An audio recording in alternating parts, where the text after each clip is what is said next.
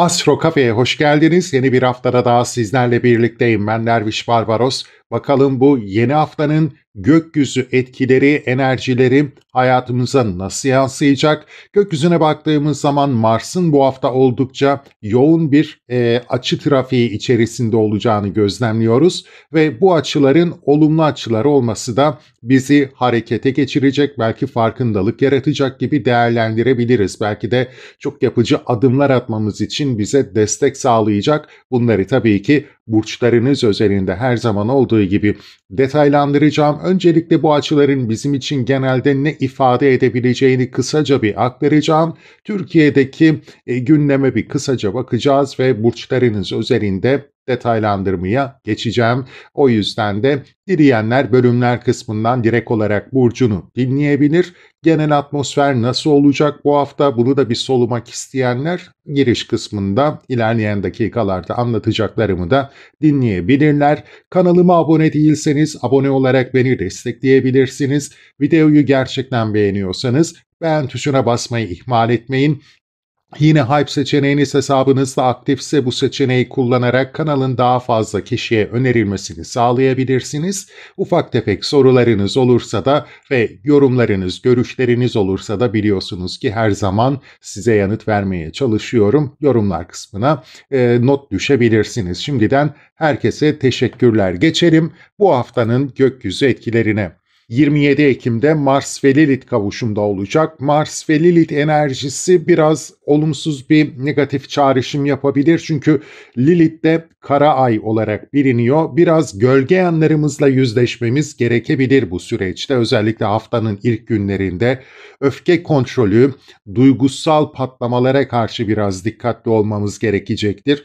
Belki de geçmişte yaşadıklarımızın intikamını almak için harekete geçirici bir enerji olarak da değerlendirmekte fayda var. Ama bu fayda şu şekilde, bunun önüne geçebilmemiz bizim için faydalı olacaktır. Çünkü bunu çok yoğun hissedebiliriz haftanın ilk günlerinde. Yani hislerimiz doğrultusunda, duygusallığımızın yoğunluğu doğrultusunda karşımızdaki kişilere karşı daha saldırgan olabiliriz. Dediğim gibi belki de geçmişte bize bir zararları dokunmuşsa o kişilerden intikam almak isteyebiliriz. Mars Lilith enerjisi bu yönde bizi harekete de geçirebilir ama bu yönde davranmak bize ne kadar fayda sağlayacaktır? Bunu düşünerek hareket etmekte fayda var.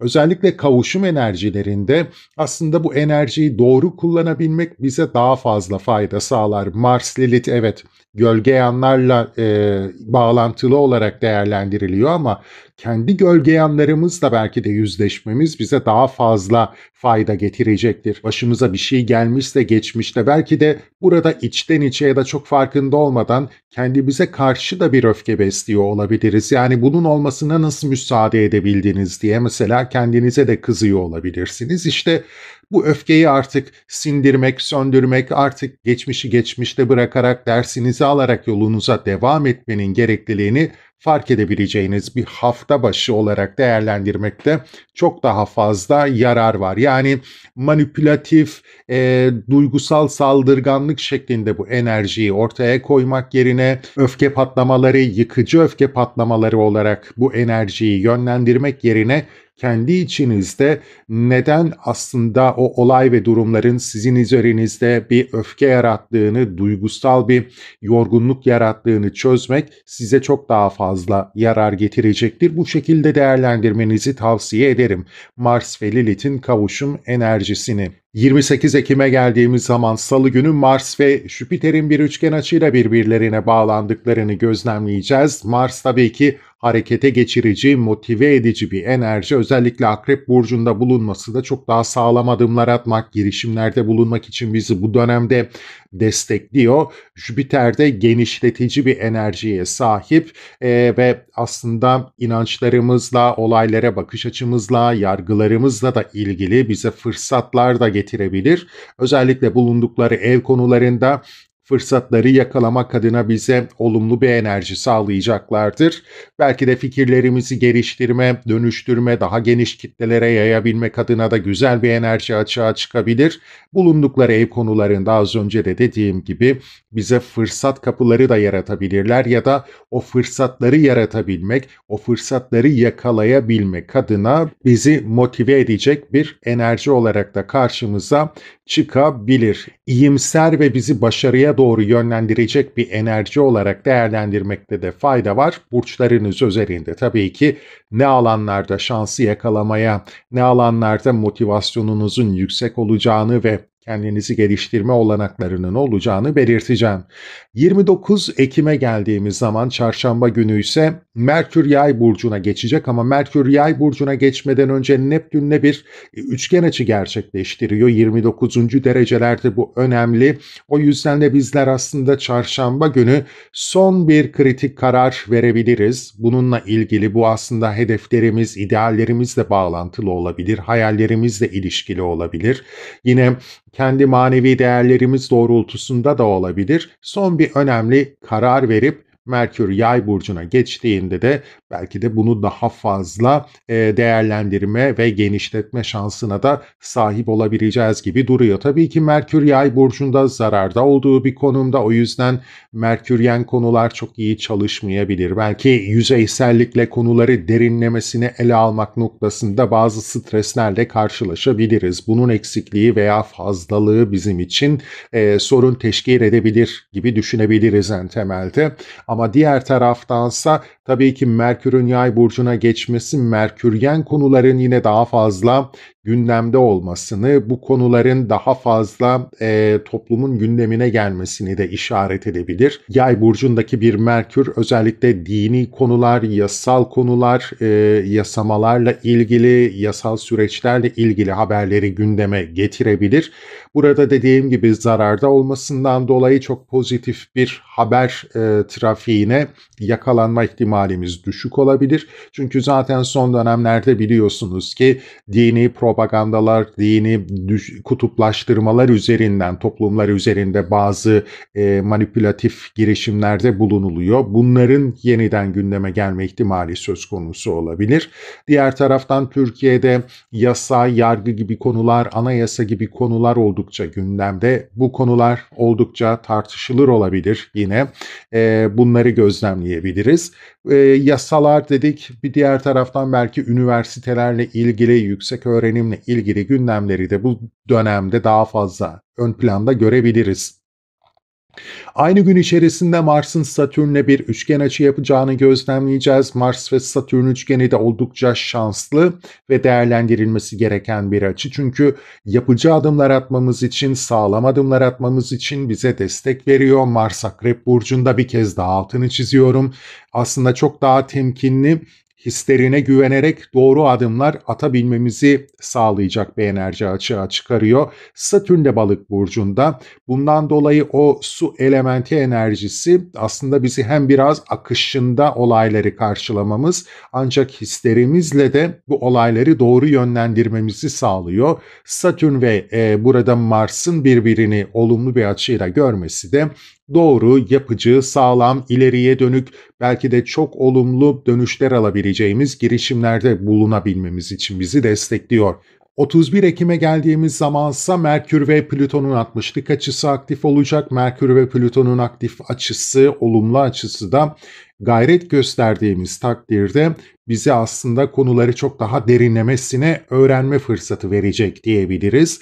Gizli konuların açığa çıkma ihtimali de söz konusu olabilir. Plüton'un dönüştürücü bir enerjiyi açığa çıkardığını da düşündüğümüz zaman Merkür ve Plüton'un birbirini etkilemesi, olumlu yönde etkilemesi aslında Yay burcu ve baktığımızda Kova burcu aktif olacağından dolayı daha fazla kitlesel olaylar üzerinde değişim dönüşüm enerjisini gözlemleyebiliriz. gözlemleyebiliriz. İşte az önce bahsettiğim gibi belki o dini manipülatif konuların yine gündeme gelmesi ya da bunların yapılmaya çalışıldığının açığa çıkması gibi konular söz konusu olabilir. İletişim ve kitle bağlantısı mutlaka aktif olacaktır. Yine burada az önce de belirttiğim gibi kitleleri, toplumları manipüle etmeye yönelik girişimleri daha fazla gündemde görebiliriz gibi, ancak diğer taraftan da kişisel gelişimimiz anlamında konulara çok daha fazla derinlemesine odaklanıp derinlemesine bilgi edinebileceğimiz bir güne de işaret ediyor olabilir. 2 Kasım'a geldiğimiz zamansa haftanın son günü biraz stresli bir açıyla karşı karşıyayız. Venüs ve Kiron'un karşıt açısı söz konusu. O yüzden temelde ilişkiler, maddi konular, özellikle ev konularında baktığımız zaman o ev konusunda nasıl bir denge kurmamız gerekiyor? Dengesizlik var mı ve bu dengesizlik sizin hayatınızda süregelen, tekrar eden problemleri mi ortaya çıkarıyor? Bunun farkına varmamız gerekecek. Belki de işte az önce bahsettiğim gibi geçmişten gelen, tekrar eden problemler yeniden gündeme gelebilir. Bunu bir uyanış olarak ve bir farkındalık olarak değerlendirmekte fayda var. Yani aynı durum tekrar ediyorsa artık bir durup düşünüp bu neden sürekli tekrar ediyoru değerlendirmeniz ve buna artık bir dur demeniz gerekecektir. Bu yönde bu stresli açıyı değerlendirmekte fayda var. Evet, Venüs ilişkileri temsil ediyor, dengeyi temsil ediyor, parayı temsil ediyor, ama sizin haritanızda temsiliyetleri farklı da oluyor. Bunları birazdan açıklayacağım. Ama temelde dediğim gibi tekrar eden durumlar, krizler, kronik problemler varsa hayatınızda bunların neden kaynaklandığını, niye sürekli olarak başınıza geldiğini bir durup düşünmeniz ve artık dediğim gibi bu zinciri kırmanın zamanı geldiğinin fark etmeniz gerekecek gibi duruyor hafta sonunda. Şimdi geçelim Türkiye üzerindeki değerlendirmelere. Çok uzun tutmayacağım bu hafta ülke ve dünya astrolojisi temalarını. Sadece Türkiye üzerinde ekonomik konulara özellikle vurgu yapıldığından dolayı ufak bir değerlendirme yapıp burçlarınıza geçiş yapacağım. Türkiye haritası üzerinde bu haftaki transitleri değerlendirdiğimiz zaman Mars-Jüpiter üçgeni para, borsa, finans hanesindeki Jüpiter'i etkisi altına alıyor. Yani Jüpiter'i üçgen açıyla görüyor ve Mars da burada, o yüzden de özellikle döviz kurlarında ani, beklenmedik, belki de aşırı yükselişler gözlemleyebiliriz. Buna karşı biraz dikkatli olunması gerekebilir. Mars-Satürn üçgeni yine eğitimle ilgili yeni yapılandırmalar, yönetim kadrolarında yeni yapılanma girişimleri olarak gözlemlenebilir, gündeme yansıyabilir veya yönetim içerisinde yapısal mücadeleler de söz konusu olabilir. Merkür-Neptün üçgeni de kritik kararlar alınmasına işaret edecektir. Eğitim, ticaret, fiyat dengeleri ve yine yönetim kadrolarında bazı yolsuzluk haberlerini, manipülatif, spekülatif haberleri gündeme getirebilir. 28 Ekim'de 4-10 ev aksında Venüs-Kiron karşıtlığı da ekonomik olarak ülkenin tekrar eden bir yarasının ve ülkenin değerleriyle, sanatçılarıyla ilgili üzücü bir durumun yeniden gündeme gelme ihtimaline işaret ediyor. Ay Neptün karesi dolandırıcılık, yolsuzluklar, perde arkasında dönen işlerin bu dönemde çok daha fazla ortaya çıkma ihtimaline işaret ediyor. Ayrıca Jüpiter ve natal Satürn Merkür kavuşumuna da kare yapacağından dolayı ekonomik, sanat, eğitim alanında stresli, belki sınırlandırıcı önlemler alınmasını gerektirecek gündemlerle karşılaşabileceğimize işaret ediyor. Dış borçlar, vergilendirmeler, sosyal yardımlar gibi konularda da önemli gelişmeler gündeme gelebilir. Muhalefette çözülmelerin devam ettiği gündem maddeleri de yine ön planda olabilir, ama temelde ekonomiyi konuşacağımız bir haftada olacağız Türkiye'de diyebilirim. Çünkü parayla, borsayla, finansla ilgili konuların ve alanların ve buradaki gezegenlerin ciddi tetiklendiği bir haftada olacağız. O yüzden ekonomiye, paranıza dikkat etmeniz gerekecek bir haftada da olduğumuzu belirtmekte yarar var. Geçelim şimdi burçlarınız özelinde bu haftayı değerlendirmeye. Sevgili yükselen koçlar ve koç burçları, yeni bir haftada daha sizlerle birlikteyim. Bakalım bu haftanın gökyüzü etkileri sizin hangi yaşam alanlarınıza nasıl yansıyacak? Mars'ın oldukça yoğun bir açı trafiği söz konusu hafta içerisinde ve olumlu açılarla bizim karşımızda durduğundan dolayı bizi harekete geçirecek, belki de olumlu sonuçlar almamızı sağlayacak da diyebiliriz. Devamına geçmeden önce kanalıma abone değilseniz abone olarak beni destekleyebilirsiniz. Yine beğeniyorsanız videoyu gerçekten beğen tuşuna basmayı ihmal etmeyin. Öte yandan ufak tefek sorularınız varsa biliyorsunuz ki yanıtlıyorum. Görüş ve yorumlarınızı yorumlar kısmına da bırakabilirsiniz. Hesabınızda Hype seçeneği aktifse videonun daha geniş kitlelere önerilmesi için de bana destek verebilirsiniz. Şimdiden herkese teşekkürler. Geçelim Koç burcunu bu hafta nelerin beklediğine. 27 Ekim Pazartesi günü Mars ve Lilith kavuşumda olacaklar. Sevgili yükselen Koç burçları, Mars ve Lilith sizin 8. evinizde kavuşacaklar. Aslında temalarıyla oldukça bağlantılı bir alanda kavuşacaklarından dolayı da sizler kişisel gelişim, dönüşüm temalarına biraz odaklanma ihtiyacı duyabilirsiniz haftanın ilk gününde. Lilith burada daha fazla gölge yanlarımızı görebilmemize yardımcı olabilir. Biraz öfke patlamaları, duygusal patlamalar, belki duygusal manipülatif bazı durumlarla karşılaşma ihtimalimizi yükseltecek gibi duruyor. Mars'ın da burada kavuşum enerjisiyle Lilith'i tetikleyecek olması aslında bu konularda çok yoğun bir enerji hissedeceğimize işaret ediyor.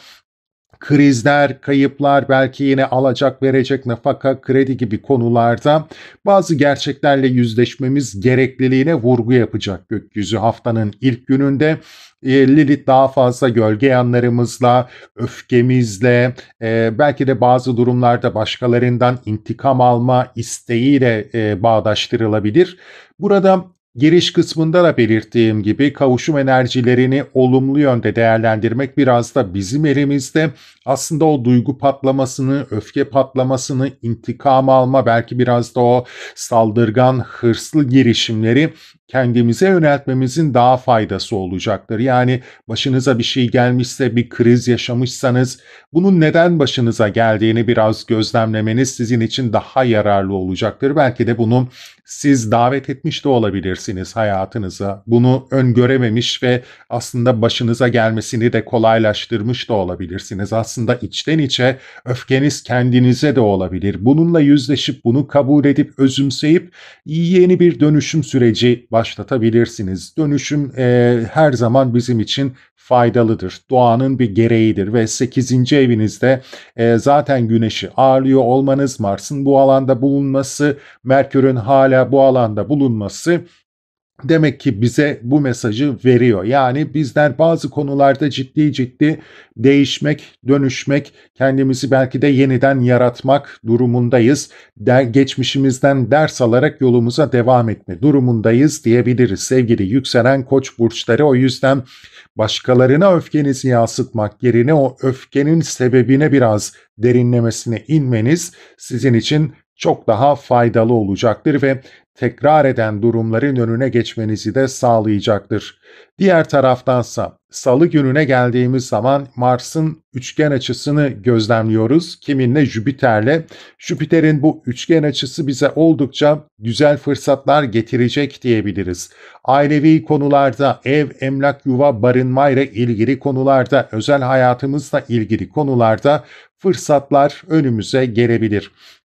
Eğer ilişkilerimizde baktığımız zaman krizler, problemler söz konusuysa bu krizleri aşabileceğimiz, iyileştirebileceğimiz güzel bir enerji açığa çıkacaktır. Diğer taraftan da az önce dediğim gibi ev, emlak, yuva, barınma konularında da krediler, alacak verecek konuları gündemdeyse, yani maddi boyutu da hayatımıza dahilse, bu ödemelerle, kredilerle ilgili de avantajlı, güzel bir haftada olabiliriz. Belki de ödeme kolaylığı yaşayabileceğimiz veya bir yerden dıştan bize maddi bir destek geldiğini gözlemleyebileceğimiz önemli bir haftada da olabiliriz. Tabii ki Jüpiter'in sizin haritanızdaki temsiliyetine baktığımız zaman yine 12. evinize işaret ediyor.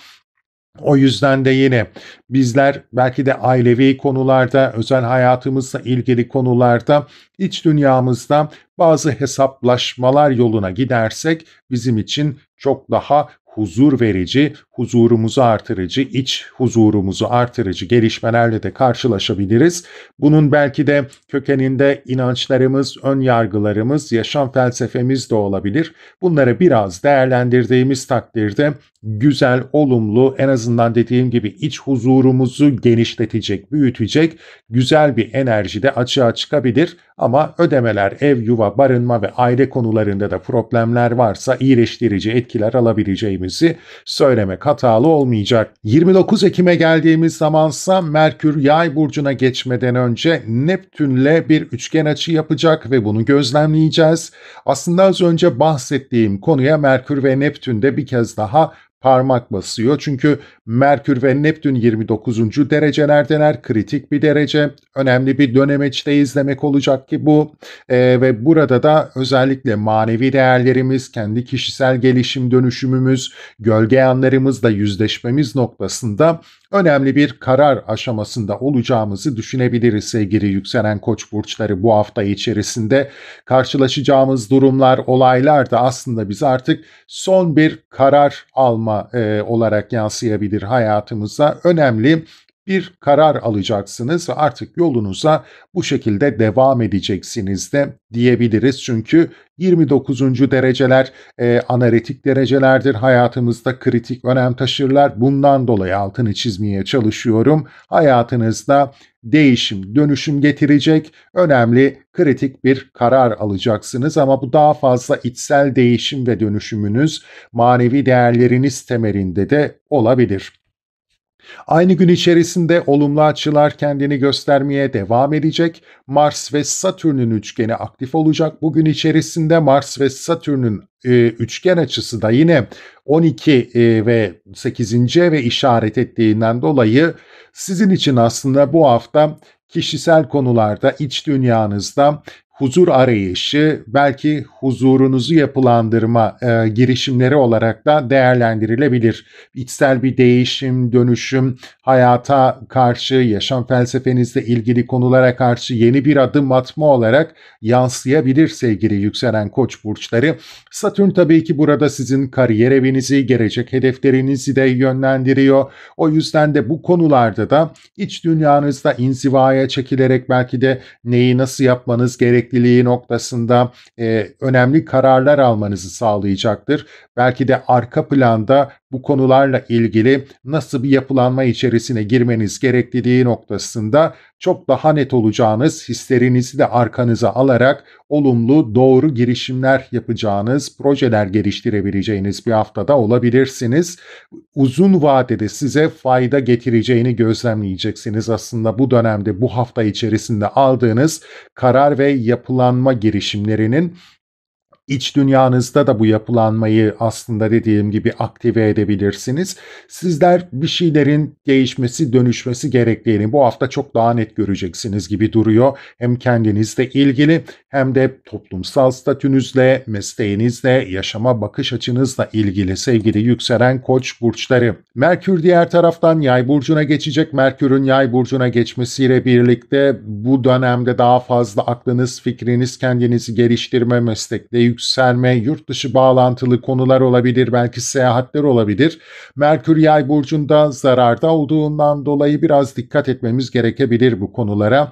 Çok yüzeysel yaklaşmamamız bizim için faydalı olacaktır. Belki işte az önce dediğim gibi yaşam felsefemiz, olaylara bakış açımızı genişletmeye çalışmamız gerekecektir. Merkür daha yüzeysel, daha dar açıdan olaylara bakma yönelimi getirdiğinden dolayı burada özellikle bu hafta içerisinde, önümüzdeki süreç içerisinde Merkür'ün Yay burcundan geçtiği dönemde bizler konuları ne kadar daha geniş açıdan görmeye çalışırsak, büyük resmi görmeye çalışırsak bizim için daha avantajlı olacak. Bu ticari girişimlerimiz, mesleki girişimlerimiz, çalışma hayatımız temelindeki konular ekseninde de düşünülebilir. 31 Ekim'e geldiğimiz zamansa Merkür ve Plüton'un birbirlerini 60'lık bir açıyla gördüğünü gözlemliyoruz. O yüzden geleceğe yönelik gelişim, dönüşüm projeleriyle ilgili daha derinlemesine düşüneceğiniz, konuları çok daha derinlemesine ele alacağınız bir süreç deneyimleyeceksiniz bu hafta içerisinde.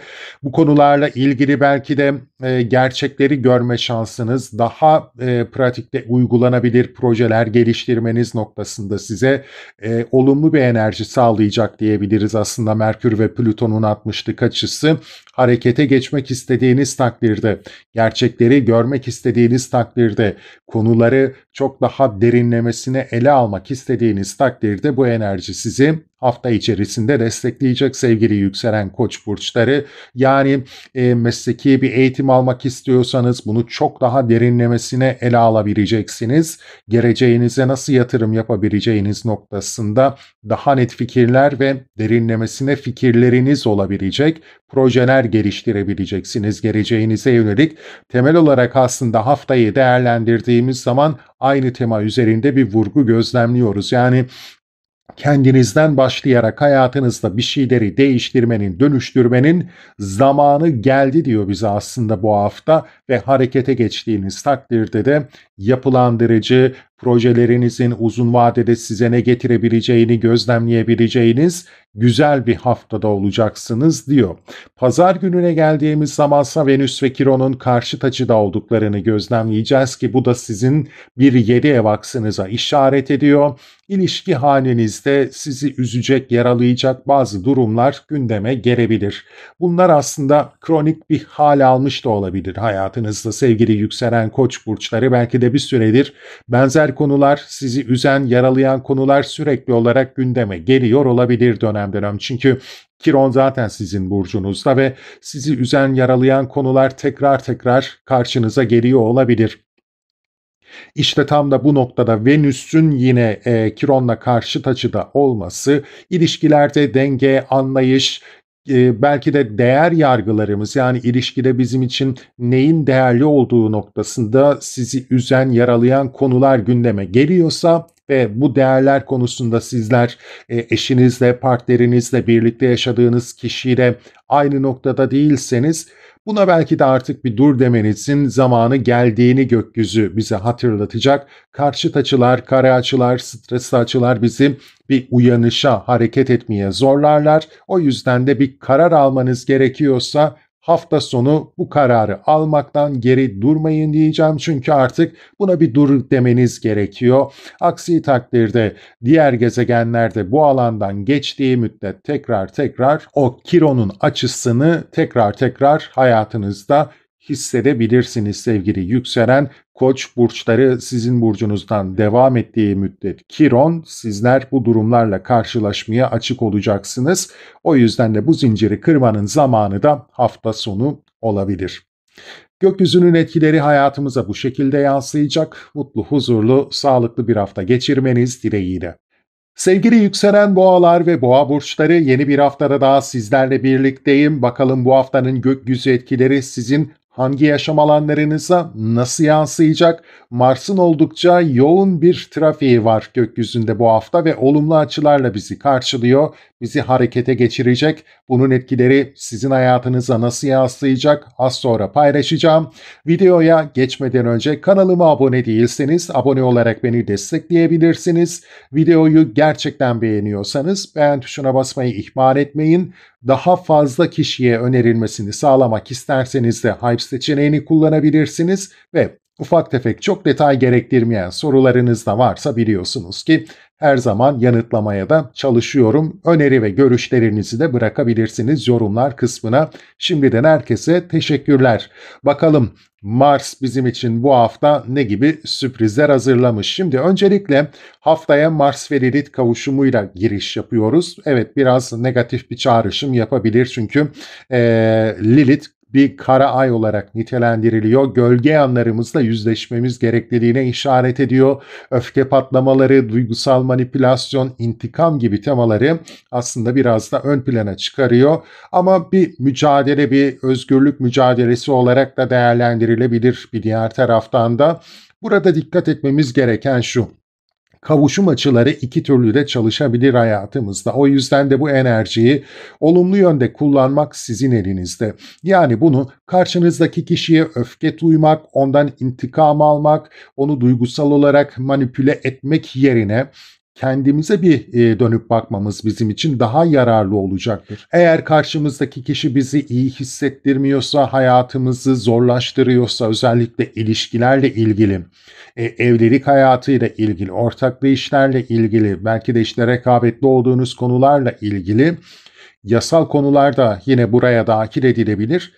Bu konularda bizler bir kendimize dönüp bakmalıyız. Yani bu yaşadıklarımız neden başımıza geldi? Belki de buna müsaade eden sizdiniz ya da belli beklentiler doğrultusunda bunların yaşanmasına yine siz müsaade etmiş olabilirsiniz.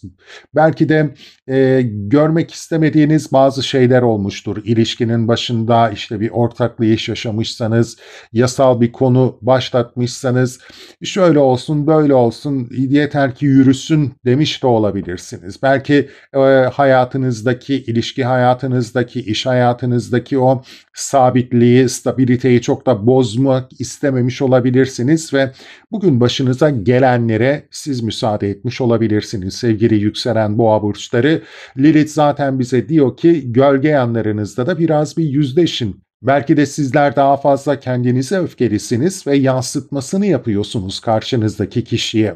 Yani buna dediğim gibi belki de siz müsaade ettiyseniz öfkeniz kendinize, bunu çok hazmedemiyorsunuz ve karşınızdakinden intikam almak istiyorsunuz, onu manipüle etmeye çalışıyorsunuz gibi de değerlendirebiliriz.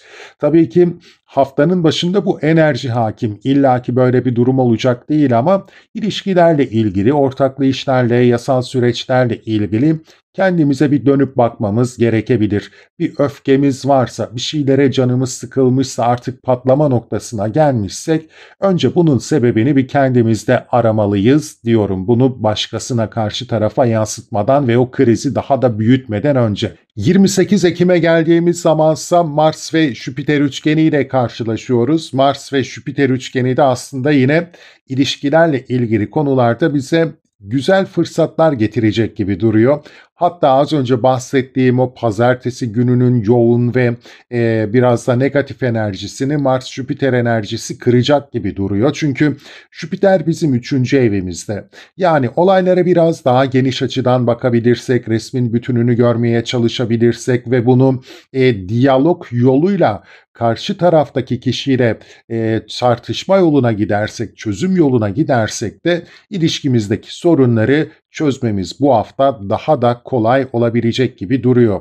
Jüpiter baktığımız zaman zaten 8. eviniz ve 11. evinizi de yönettiğinden dolayı ilişkide mevcut bir kriz varsa bunu aşmak için sizi harekete geçirecek ve olumlu sonuçlar alabileceksiniz diyebiliriz sevgili yükselen boğa burçları bu hafta içerisinde ve temelde de bu ilişkinin nereye gideceği, geleceği endişesi varsa bunları aşmak için güzel bir enerji açığa çıkacak diyebiliriz ve Mart zaten hafta içerisinde yoğun bir trafiğe maruz kaldığından dolayı bu gündemler farklı açılardan önünüze gelecek de diyebiliriz. Güzel bir enerji, ilişkilerdeki sorunları çözmek için mutlaka kullanın ki az önce dediğim gibi o Mars-Lilith kavuşum enerjisini bir sindirin, bir kendi içinizde tutun, patlamayın. Biraz kendi öz değerlendirmenizi yapın diyorum bir kez daha. 29 Ekim'e geldiğimiz zamansa Mars ve Satürn'ün bir üçgen açısı söz konusu olacak. Mars ve Satürn'ün üçgen açısı da yine 7 ve 11. ev konularına dikkat çekiyor. Demek ki bizler ilişkimizin, evliliğimizin geleceğini yapılandırmak için güzel bir diyalog içerisinde olabiliriz bu hafta içerisinde. Gelecekten ne bekliyoruz? Bunun doğrultusunda ne gibi yapıcı adımlar atmamız gerekiyor? Evliliğimizle, ilişkimizle ilgili güzel, olumlu, pozitif etkiler alacaksınız. Hatta belki de işte o hafta başında yaşayacağınız krizde bunları çok pozitif yönde tartışmanıza da vesile olabilecek gibi düşünebiliriz. Diğer taraftan aynı gün içerisinde Merkür Yay burcuna geçmeden önce Neptünle de bir üçgen açı yapacağından dolayı aynı konular üzerinde çok daha önemli kritik kararlar alabileceğinize işaret ediyor. Yani bizler bu hafta içerisinde ilişki, evlilik konularında ya yolumuza birlikte devam edeceğiz ya da yollarımızı ayıracağız ve hayatımıza bu şekilde devam edeceğiz diyebiliriz. Sevgili yükselen boğa burçları, o yüzden o Mars-Lilith kavuşum enerjisini çok iyi kullanmamız gerekiyor. Ne istiyoruz? Bu ilişkiye devam etmek mi istiyoruz? Sorunları çözebileceğimize mi inanıyoruz? Yoksa artık her şey son raddede ve bizler artık bu ilişkiden kendimizi sıyırmak, kurtarmak mı istiyoruz? Bunun sizin değerlendirmeniz gerekecek. İki türlü de gökyüzü sizi destekliyor olacak. Merkür Yay burcuna geçtiğinde de aslında artık yeni bir süreç başlayacak. Belki de bir şeyleri değiştirmenin, dönüştürmenin zamanı geldiğini gözlemleyeceksiniz.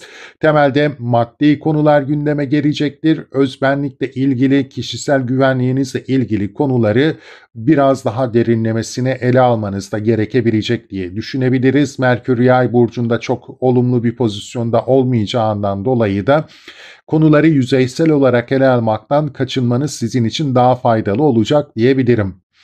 31 Ekim'e geldiğimiz zamansa Merkür ve Plüton'un bir üçgen açısı söz konusu sevgili yükselen boğa burçları Yay burcuyla 10. evimiz yani 8-10 ev aksında destekleyici bir açımız söz konusu olacak.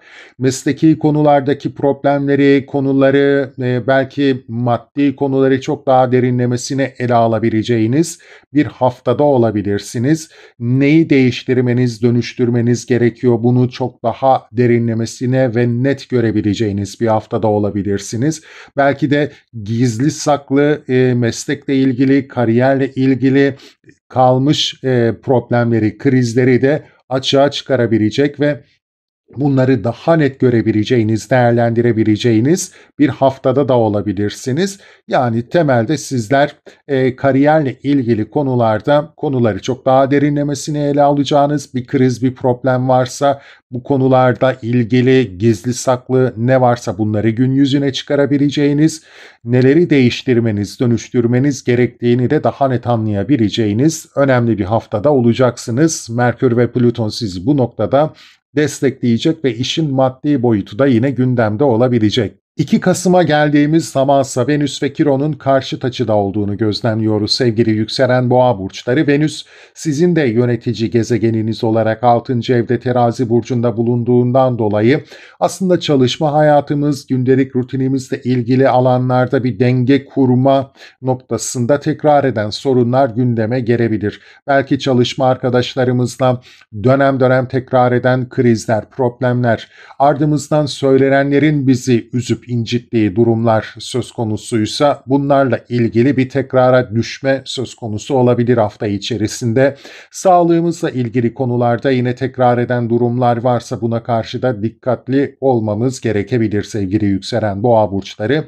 Ve gündelik rutinimiz, çalışma hayatımız, o gündelik koşuşturmamızın üzerimizde oluşturduğu stres, yoğunluk, korku, endişe yine bu dönemde biraz kendini daha güçlü hissettirebilir. Bunlar da yine dediğim gibi dönem dönem tekrar ediyorsa ve iç huzurunuzu kaçırıyorsa bunların üzerine biraz yürümemiz gerekecek aslında. Bir karşıt açı, evet stresli bir açı ama bu açılar bizi harekete geçirmek için de önem teşkil ediyor. Yani çalışma arkadaşlarınızla tekrar eden problemleriniz varsa bunun üzerine gitmeniz, belki de o tekrara düşme sebebini ortadan kaldırmanız sizin için daha yararlı olacaktır. Sağlıkla ilgili konularda tabii ki kronik bir rahatsızlığı iyileştirmek bazen mümkün olamayabiliyor ama belki de bununla ilgili de en azından yapılabileceğin en iyisini yapma noktasında değerlendirebiliriz gibi düşünebiliriz. Yine o korku, endişeyi nasıl daha iyi kontrol edebileceğimiz noktasında da bazı içsel çalışmalar yapabiliriz sevgili yükselen boğa burçları. Gökyüzünün genel etkileri bu şekilde yansıyacak hayatımızda ilişkiler, ortaklı işler, rekabetli olduğunuz konular ve yasal süreçler temelinde daha yoğun bir gündem sizi bekliyor olabilir. İlişkilere, sağlığa ve kariyerle ilgili konulara da dikkat, olumlu enerjiler var. Bu olumlu enerjileri pozitif yönde kullanmaya çalışırsak haftayı çok iyi ve pozitif bir şekilde atlatabileceğiz gibi duruyor. Mutlu, huzurlu, sağlıklı bir hafta geçirmeniz dileğiyle. Sevgili yükselen ikizler ve ikizler burçları, 27 Ekim 2 Kasım haftasını değerlendirmek üzere karşınızdayım. Bakalım bu haftanın gökyüzü etkileri sizin hayatınıza nasıl etkiler getirecek? Mars'ın yoğun aktiviteleri söz konusu ve olumlu aktiviteleri söz konusu. Bunlar hayatımıza nasıl olumlu etkiler getirecek? Birlikte gözlemleyeceğiz. Videonun detaylarına geçmeden önce kanalıma abone değilseniz abone olarak beni destekleyebilirsiniz. Videoyu gerçekten beğeniyorsanız beğen tuşuna basmayı ihmal etmeyin. Yorumlarınız, önerileriniz, çok detay gerektirmeyen sorularınız varsa biliyorsunuz ki her zaman yanıt veriyorum sizlere. O yüzden yorumlar kısmını da kullanabilirsiniz. Eğer hesabınızda Hype seçeneği aktifse bunu kullanarak da videonun daha geniş kitlelere önerilmesini sağlayabilirsiniz. Herkese şimdiden teşekkürler. Gelelim bu haftanın etkilerine. Mars'ın yoğun bir açı trafiği var demiştik. Giriş kısmında da Mars Lilith'le kavuşacak sevgili yükselen ikizler burçları. Dikkatli değerlendirmemiz gereken bir enerji. Çünkü sizin özellikle çalışma hayatınızda hissedeceğiniz yoğun bir enerji söz konusu olacak bu hafta içerisinde. O yüzden de haftanın ilk gününde duygusal patlamalar, belki çalışanlardan, çalışma arkadaşlarımızdan intikam alma, onları duygusal manipülasyona uğratma gibi girişimler önümüzdeki o diğer fırsatları kaçırmamızı da beraberinde getirebilir. O yüzden de Mars Lilith'in o stresli, yoğun, agresif enerjisini doğru yönlendirmemiz, doğru kullanmamız bizim için daha faydalı olacaktır. Eğer çalışma hayatınızda, gündelik rutininizde bir patlama noktasına geldiyseniz, bu patlama noktasına neden geldiniz? Bunu biraz kendi açınızdan değerlendirin. Yani belki de kendi tercihleriniz, kendi müsaadeniz sizi bu noktaya da getirmiş olabilir. Bir şeylere zamanında dur diyememişseniz, hayır diyememişseniz, öfkeniz aslında buradan da geliyor olabilir. Aslında bir noktada da belki de kendinize karşı öfkelisiniz.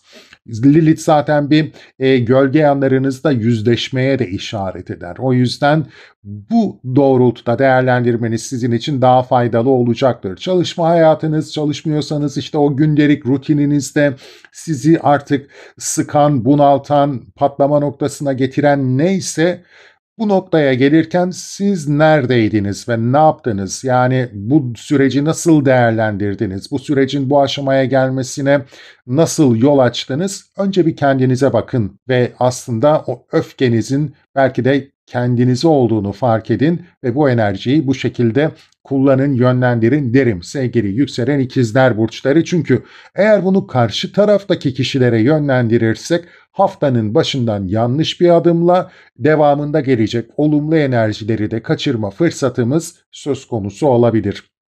Bunu neden diyorum diyecekseniz de hemen ardından 28 Ekim'de Mars ve Jüpiter'in bir üçgen açısı söz konusu. Mars az önce dediğim gibi sizin 6. evinizde seyrine devam ediyor. Çalışma hayatınız, gündelik rutininiz çok yoğun mücadeleleri geçiyor olabilir bu süreçte. Aslında yapacağı adımları da atıyor olabilirsiniz. Olayları, konuları çok daha derinlemesine ele alıyor olabilirsiniz. Bir dönüştürme çabası içerisinde olabilirsiniz çalışma ve gündelik rutininizi. İşte Jüpiter de bu noktada size destek sağlıyor. Aslında bu hafta içerisinde belki de kazançlarınızı artıracak önemli gelişmelerle karşılaşabilirsiniz sevgili yükselen ikizler burçları. Mars sizin 11. evinizi de temsil ettiğinden dolayı geleceğe yönelik aslında çalışma hayatınızda önemli adımlar ve kazanç hanenizi geliştirecek önemli adımlar atma ihtimaliniz söz konusu olabilir. Jüpiter ise yine sizin zaten kariyer alanınızı yönetiyor, rekabetli olduğunuz alanı yönetiyor. O yüzden de çalışma, kariyer konularında mutlaka dikkatli olmamız, fırsatları değerlendirmemiz önem teşkil ediyor hafta içerisinde. Bunları iyi gözlemleyin ve kaçırmamaya çalışın. Hemen ardındansa 29 Ekim'de Merkür Yay burcuna geçmeden önce Merkür ve Neptün'de bir üçgen açı yapacaklar. Merkür ve Neptün 29. derecelerde birbirlerini göreceklerinden dolayı burada ciddi, önemli, kritik son bir karar alma aşamasında olabilirsiniz sevgili yükselen ikizler burçları. Özellikle kariyer hedeflerinizle ilgili, mesleki hedeflerinizle ilgili burada kendinizi gündelik rutininizde, kariyerinizde nasıl konumlandırdığınızla ilgili veya yine az önce dediğim gibi hedefleriniz, projelerinizle ilgili artık son bir kritik karar alacaksınız gibi de duruyor veya karşınıza gelecek bir olay, bir durumda bu noktada hedeflerinizi belirlemek, hedeflerinizi pratiğe dökme noktasında artık son önemli bir karar alma noktasına getirebilir sizleri. Güzel bir üçgen açı. O yüzden de az önce dediğim gibi hedef ve hayallerinizi gerçekleştirmek ve pratikte uygulayabilmek adına aslında güzel bir etki yaratacak. Devam ettiğimiz zaman aynı gün içerisinde Mars ve Satürn'ün de bir üçgen açısı var. Yine 6-10 ev aksı, yani görüyorsunuz tamamen çalışma hayatı, kariyer hayatı sizin için gündemde olacak. Bu hafta içerisinde Mars ve Satürn'ün buradaki üçgen açısı da kariyerinizle ilgili yapılandırmalarla ilgili size güzel bir fırsat tanıyacak diyebiliriz. Aslında Satürn balık sürecinde sizler kariyerinizle ilgili bir yapılanma süreci başlatmışsanız şu an Satürn retroda, daha önceki videolarda da hep altını çizdim, eksiklerimizi tamamlama sürecindeyiz aslında. Mars da size güzel bir enerji sağlıyor ve geçmişteki belki de hatalarımızı, yapısal eksikliklerimizi tamamlamak için bizi harekete geçirecek. O yüzden de bizler çalışma hayatımızla ilgili kendimizi geliştirmek, mesleğimizde uzmanlaşmakla ilgili güzel fırsatlar da yakalayabileceğimiz, o altyapısal eksikliklerimizi giderebileceğimiz önemli bir haftada olacağız. Merkür Yay burcuna geçtiğinde belki ilişkileriniz odak noktanızda olabilir bu süreçte. Ya da rekabetli olduğunuz konular daha fazla zihninizi yorabilir. Bu alanda konuları, olayları çok da yüzeysel ele almamaya çalışın. Derinlemesine, büyük resmi görmeye çalışarak ilerlemeye dikkat edin. Çünkü Merkür Yay burcunda zarardadır ve konuları çok da derinlemesine ele almayı seven bir enerji değildir. O yüzden yine belirttiğim gibi konuları ne kadar derinlemesine ele alabiliyorsak, geniş çerçeveden düşünebiliyorsak bu süreçte bizim için daha yararlı olacaktır. 31 Ekim'e geldiğimiz zamansa Merkür ve Plüton'un bir üçgen açısı söz konusu olacak. Plüton ve Merkür 7 ve 9 ev aksında aktif olacaklarından dolayı rekabetli olduğunuz konularda bazı konuları çok daha derinlemesine ele alma şansını tanıyacaktır sizlere. Özellikle çalışma hayatınız, meslekte uzmanlaşmakla ilgili konularda, bir diğer taraftan da yine belki sağlığınızla ilgili konularda olabilir. Konuları çok daha derinlemesine ele almanız, gerçekleri gün yüzüne çıkarmanız, görmeniz, bunu illa başkalarıyla paylaşmanız değil ama en azından gerçeği görmenizi sağlayacak gelişmeler de karşınıza gelebilir. Burada biraz sizin girişimci olmanız gerekecek. Yani o gerçeği arayışı sizin biraz yönlendirmeniz daha fazla size sonuç getirecek de diyebiliriz. Dıştan gelen etkiler çok da gerçeklerin açığa çıkma yönünü tetiklemeyebilir ama sizin biraz bu yönde motivasyonunuzun olması gerçekleri, perde arkasında dönen gerçekleri daha net görmenizi de sağlayacaktır. 9. ev, sosyal medya, yurt dışı bağlantılı konular, geniş kitlelere hitap etme, belki de işte meslekte yükselme, uzmanlaşma konuları olarak da değerlendirdiğimizde bu konuların arka planından neler oluyor, neler bitiyor, bugüne kadar göremediğimiz neler var, derinlemesine konuları ele aldığımızda yüzleşeceğimiz bazı gerçekler var diyebiliriz sizin açınızdan sevgili yükselen ikizler burçları. 2 Kasım'a pazar gününe, hafta sonuna geldiğimiz zamansa biraz stresle haftayı kapatacağımızı söyleyebiliriz ama bunu da yine bir farkındalık olarak değerlendirmekte fayda var.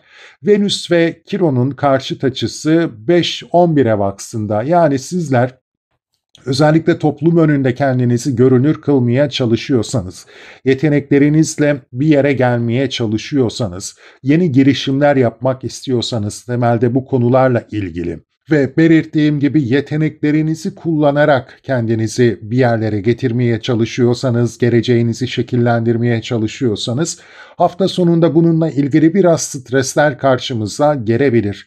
Venüs baktığımız zaman sizin 12. evinizi de yönettiğinden dolayı kontrol dışı bazı gelişmelerle karşılaşma ihtimaliniz ve sizi yaralayıcı gelişmelerle karşılaşma ihtimaliniz söz konusu olabilir. Özellikle sosyal çevrenizden belli konularda dönem dönem destek görememişseniz, size destek vermek yerine köstek olmuşsa sosyal çevreniz örneğin, bu konuların tekrarı söz konusu olabilir ama burada artık belki de bir uyanış yaşamamız da gerekebilir. Bunu aşmamız ve bu problemi artık ortadan kaldırmamız da gerekebilir. Yani bunun artık tekrar etmemesi gerekliliğini ve arkada yatan nedenlerini daha net görmemiz ve önüne geçmemiz için de bir fırsat olarak değerlendirmemiz faydalı olacaktır. Sevgili yükselen ikizler burçları. Kiron tekrar eden problemlere işaret ediyor. Özellikle sosyal alan, gelecek hedeflerimiz, hayallerimiz.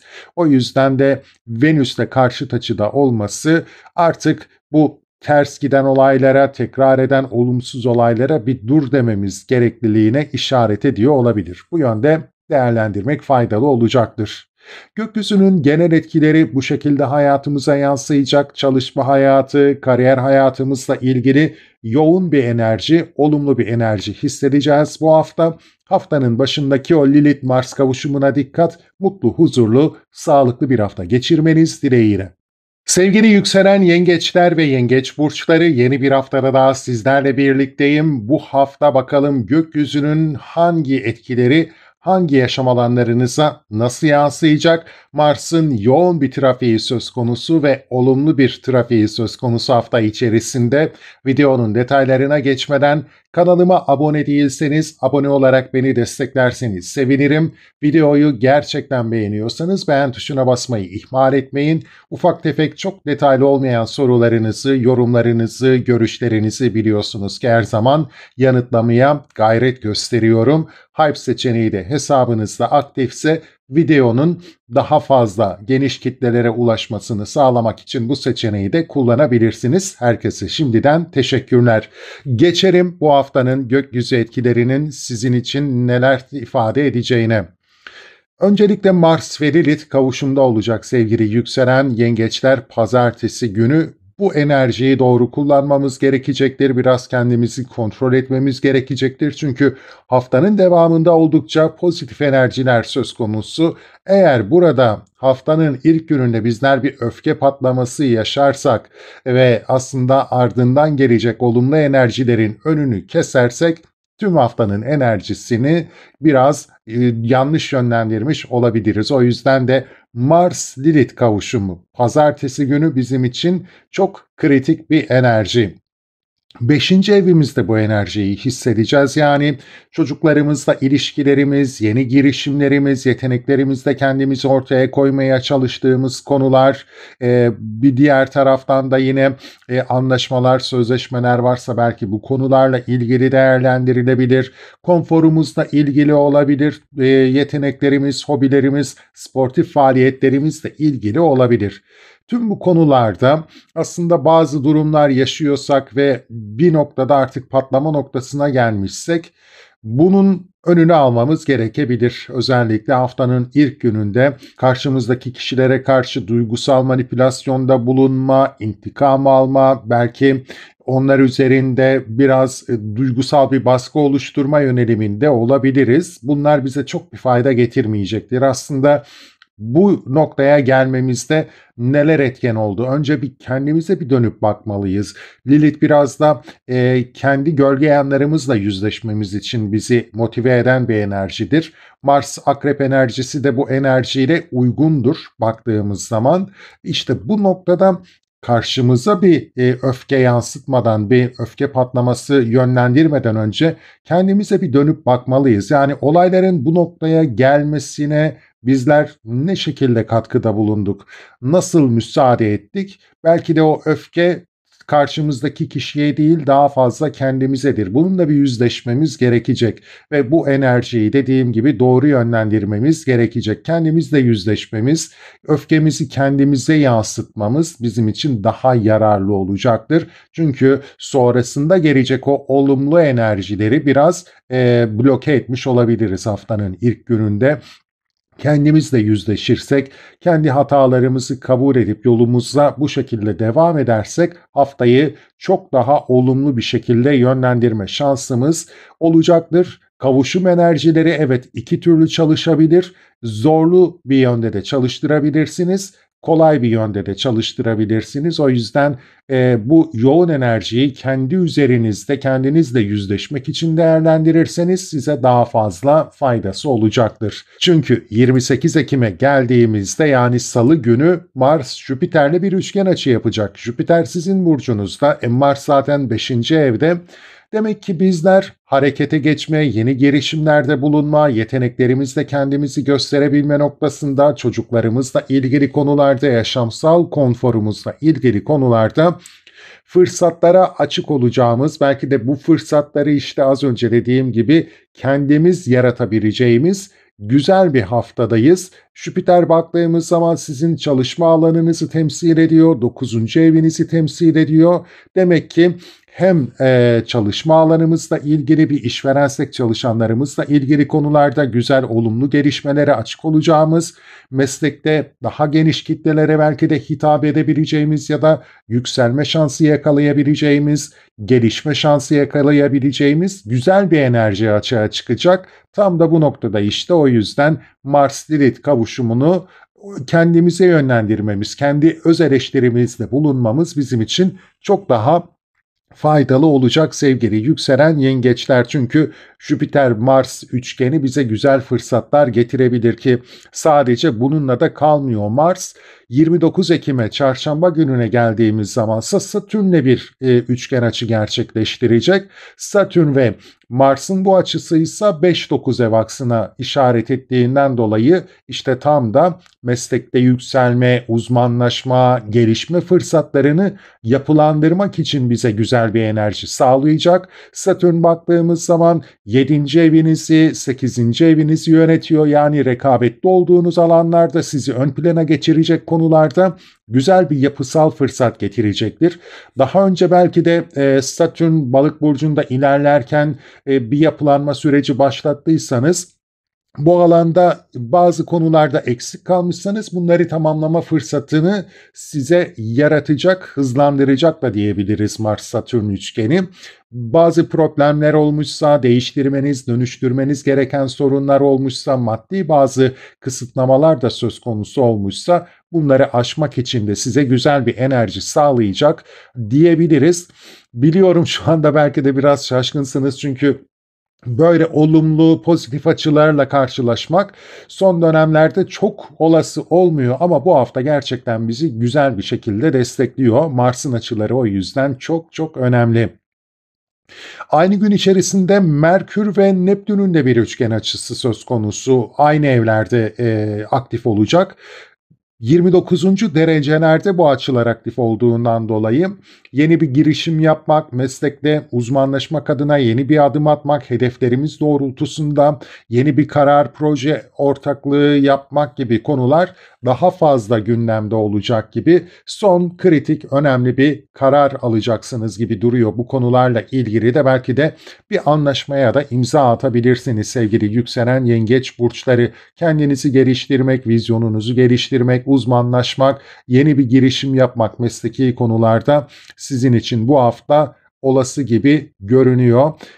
Anlaşmalar, sözleşmeler, yeni bağlantılar kurma noktasında güzel etkiler alacaksınız diyebiliriz. Devam ettiğimiz zamansa 31 Ekim'de Merkür-Plüton 60'lığı söz konusu olacak. Merkür-Plüton 60'lığı da bazı gerçeklerle yüzleşme noktasında size destek verecek diyebiliriz. Çalışma hayatımızda krizler varsa, gündelik sorumluluklarımızla ilgili değiştirmemiz, dönüştürmemiz gereken konular varsa bunları çok daha derinlemesine ele alabileceğimiz, belki de bugüne kadar göremediklerimizi görme şansını yakalayabileceğimiz konuları konuları çok daha derinlemesine ve hislerimizle ele alabileceğimiz, doğru yönümüzü hislerimizle bulabileceğimiz bir hafta geçirebiliriz. Merkür sizin baktığımız zaman 3. evinizi ve 12. evinizi yönettiğinden dolayı Plüton da 8. evde bulunduğundan dolayı kendi değişim dönüşümünüzle ilgili önemli adımlar atabileceğiniz, önemli kararlar verebileceğiniz bir haftada olacaksınız ve bu konuları belirttiğim gibi çok daha derinlemesine ele alacaksınız. Bu şekilde fayda sağlayabileceksiniz. İletişim, eğitim konuları da yine sizin için önemli olacak.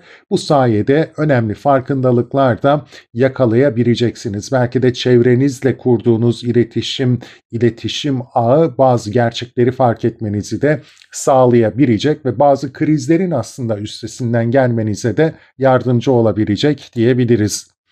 2 Kasım'a geldiğimiz zamansa Venüs ve Kiron'un karşıtlığı söz konusu. Haftayı biraz stresli bir açıyla kapatacağız ama burada da almamız gereken bir ders var ve gökyüzü buna işaret ediyor. Çünkü Venüs ve Kiron sizin 4 ve 10. evinizde bulunduklarından dolayı kariyer ve ev hayatınız, aile hayatınız aksında sizi üzen, kıran gelişmeler ne? Bunlara biraz bir dönüp bakmamız gerekiyor. Kariyer hayatımızda bizi neler üzüyor? Toplumsal statümüzle ilgili bu bir eş olma durumu olabilir, bir kardeş olma durumu olabilir, belki bir anne olma durumu, bir baba olma durumu söz konusu olabilir. Bunlarla ilgili bizi ne gibi konular yaralıyor ve tekrar ediyor aslında bu yaralanmalar belli dönemlerde? Buna biraz odaklanmamız gerekecek sevgili yükselen yengeç burçları.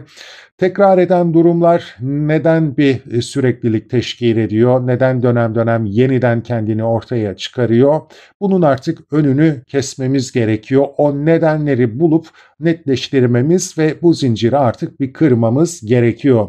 En azından Koç burcunda Kiron seyrine devam ederken artık bu alandaki kırgınlıklarımızı, bizi sürekli üzen, yaralayan konuların üstesinden gelmemiz bizim için önemli olacak ve Venüs de burada önemli bir adım atmamız için bize destek verecek. O yüzden de bu stresi daha fazla, bu zinciri kırma ve artık bu gidişata son verme şeklinde değerlendirebiliriz. Gökyüzünün etkileri hayatımıza bu şekilde yansıyacak bu hafta. Mutlu, huzurlu, sağlıklı bir hafta geçirmeniz dileğiyle. Sevgili yükselen aslanlar ve aslan burçları, yeni bir video ile karşınızdayım. 27 Ekim 2 Kasım haftasını değerlendiriyorum. Mars'ın oldukça yoğun bir trafiği söz konusu hafta içerisinde ve olumlu enerjileri tetikliyor. Bakalım bu etkiler sizin hangi yaşam alanlarınızda kendini gösterecek? Videonun detaylarına geçmeden önce eğer videoyu gerçekten beğeniyorsanız beğen tuşuna basmayı ihmal etmeyin. Abone değilseniz abone olarak beni destekleyebilirsiniz. Ufak tefek sorularınız ve yorumlarınız, görüşleriniz varsa biliyorsunuz ki her zaman size yanıt vermeye çalışıyorum. Hype seçeneği de hesabınızda aktifse yine bunu kullanarak videonun daha geniş kitlelere ulaşmasını da sağlayabilirsiniz. Herkese şimdiden teşekkürler gelelim. Mars'ın etkileri sizin hangi yaşam alanlarınıza nasıl yansıyacak onu değerlendirmeye. Öncelikle biraz stresli bir kavuşumla haftayı karşılıyoruz. Giriş kısmında da belirttim. Mars ve Lilith kavuşumda olacaklar. 4. evinizde sevgili yükselen aslan burçları. Ev, yuva, aile, barınma, özel hayat konusunda bir patlama noktasına gelebiliriz haftanın ilk gününde ve karşımızdaki kişilere, etrafımızdaki kişilere bu öfkeyi, bu agresyonu yansıtma potansiyelimiz de oldukça yüksek. Manipülatif, duygusal manipülatif girişimlerde bulunabiliriz karşımızdaki kişilere. Yine belki de belli konularda onlardan intikam almak da isteyebiliriz. Biraz da aslında özgürlük ve mücadelesi vermek isteyebiliriz bu konularda ama bunu yine agresif bir şekilde ortaya koyma ihtimalimiz yüksek. Burada şuna dikkat etmemiz gerekiyor. Bu öfkeyi bence haftanın başında çok da dışa yansıtmamamız bizim için daha yararlı olacak. Çünkü Mars da sizin 4. evinizde seyrine devam ediyor ve yapacağı üçgen açılarda bu konular temelinde olacak. belki de o pozitif etkilerin önünü hafta başından kesebilirsiniz. Eğer böyle bir çıkış yaparsanız, etrafınızdaki insanları kırarsanız, manipüle etmeye çalışırsanız bu olumlu enerjilerin size gelmesini biraz bloke etmiş olabilirsiniz. İşte bu yüzden önce kendinize dönüp bir bakın. Yani olaylar, durumlar bu raddeye niye geldi, niye bu da raddeye gelmesine müsaade ettiniz, hangi sebeplerden dolayı özel hayatınızda, ailenizdeki kişilerle ilişkileriniz bu şekilde evrildi, buna bir dikkat etmeniz gerekecek. Belki de bazı şeylere siz kendiniz müsaade ettiniz, sesinizi çıkarmadınız ve artık olaylarda kontrol dışına çıkmaya başladı. Bu konularla ilgili öfkenizi, gerginliğinizi de kontrol edemez duruma gelmiş olabilirsiniz. Yani biraz çuvaldızı kendinize batırmanız gerekecek. Lilith zaten biraz da gölge yanlarımızla yüzleşme gerekliliğine işaret ettiğinden dolayı önce bir kendimize bir dönüp bakalım. Öfkemizin nedenine, belki de kendimize öfkeliyiz. Olayların bu duruma gelmesine müsaade ettiğimiz için kendimize kızıyor olabiliriz. Bununla yüzleşmemiz ve bunu kabul etmemiz gerekecektir. Bu enerjiyle haftayı açmamız bizim için daha yararlı olacaktır. Çünkü 28 Ekim'e geldiğimiz zaman Mars Jüpiter'le bir üçgen açı yapacak. Mars'ın Jüpiter'le üçgen açısı da güzel destekler almamızı sağlayacak diyebiliriz aslında. Özellikle yeni bir girişim yapacaksanız, aşk hayatınızla ilgili, çocuklarınızla ilgili, yaşamsal konforunuzu artırmakla ilgili, yine ailevi konularda krizleri aşmak, problemleri aşmak, yine maddi konular gündemdeyse bunlarla ilgili de olumlu gelişmeler yaşayabilmek adına Mars-Jüpiter üçgen açısı bize destek sağlayacak diyebiliriz. Beklemediğimiz yerlerden, durumlardan, olaylardan olumlu etkiler alabiliriz açıkçası sevgili yükselen aslan burçları.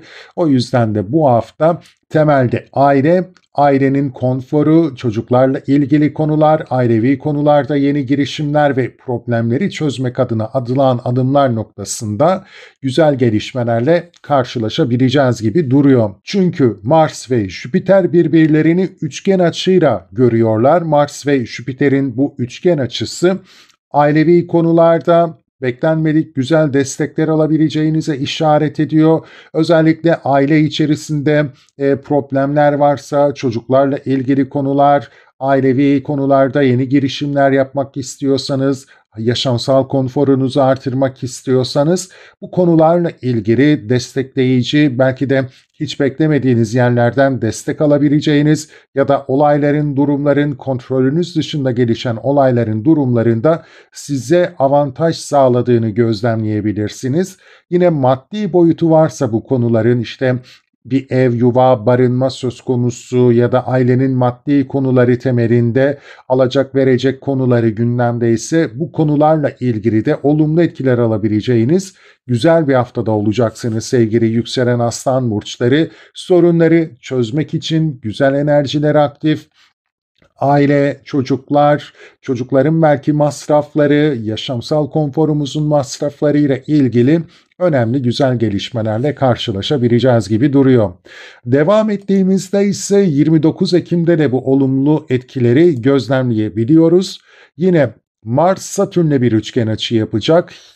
4 ve 8 ev aksında bu etkiyi hissettiğimizden dolayı da az önce belirttiğim gibi ev, yuva, barınma bu konularda bazı krizler varsa bunları aşmak için yapılandırıcı ve uzun vadede çözüm getirici girişimlerde bulunabiliriz.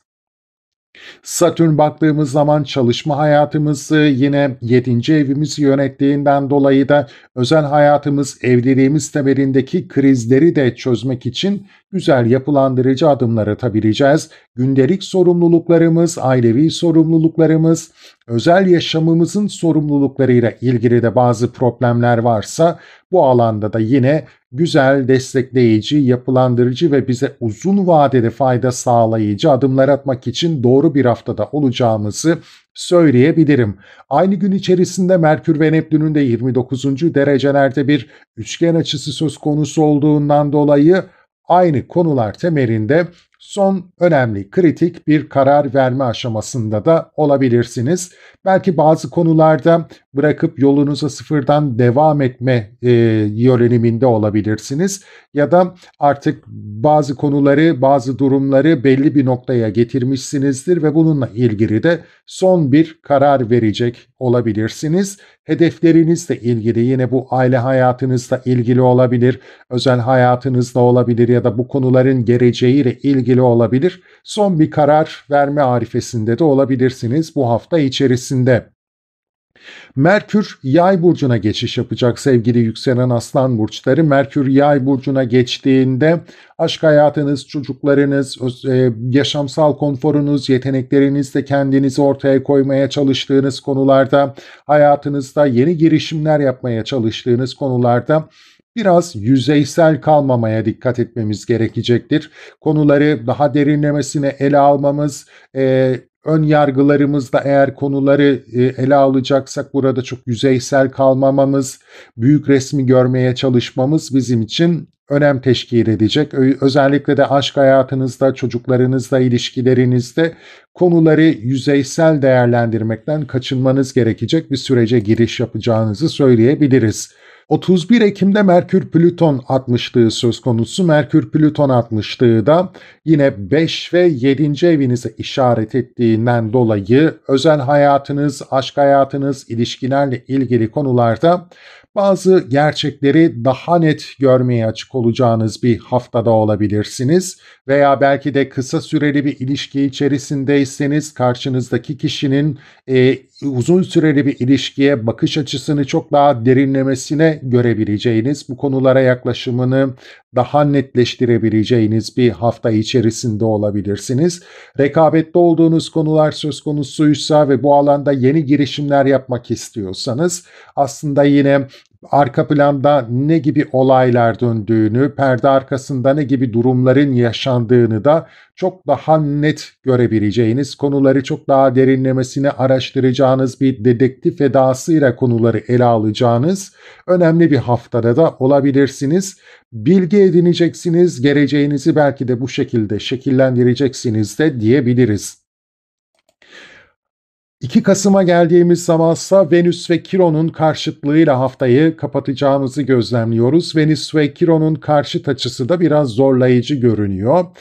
O yüzden bizim aslında burada bir ders almamız gerekecek sevgili yükselen Aslan burçları. Kiron 9. evinizde bulunuyor. Kiron'un 9. evinizde bulunması meslekte yükselme, uzmanlaşma, daha geniş kitlelere hitap edebilme, sosyal medya paylaşımları, eğitim, yüksek eğitim, yurt dışı bağlantılı girişimleriniz noktasında sürekli bazı problemler yaşadığınıza işaret ediyor olabilir. Bu problemler dönem dönem tekrar ediyor olabilir kronikleşmiş bir şekilde hayatınızda.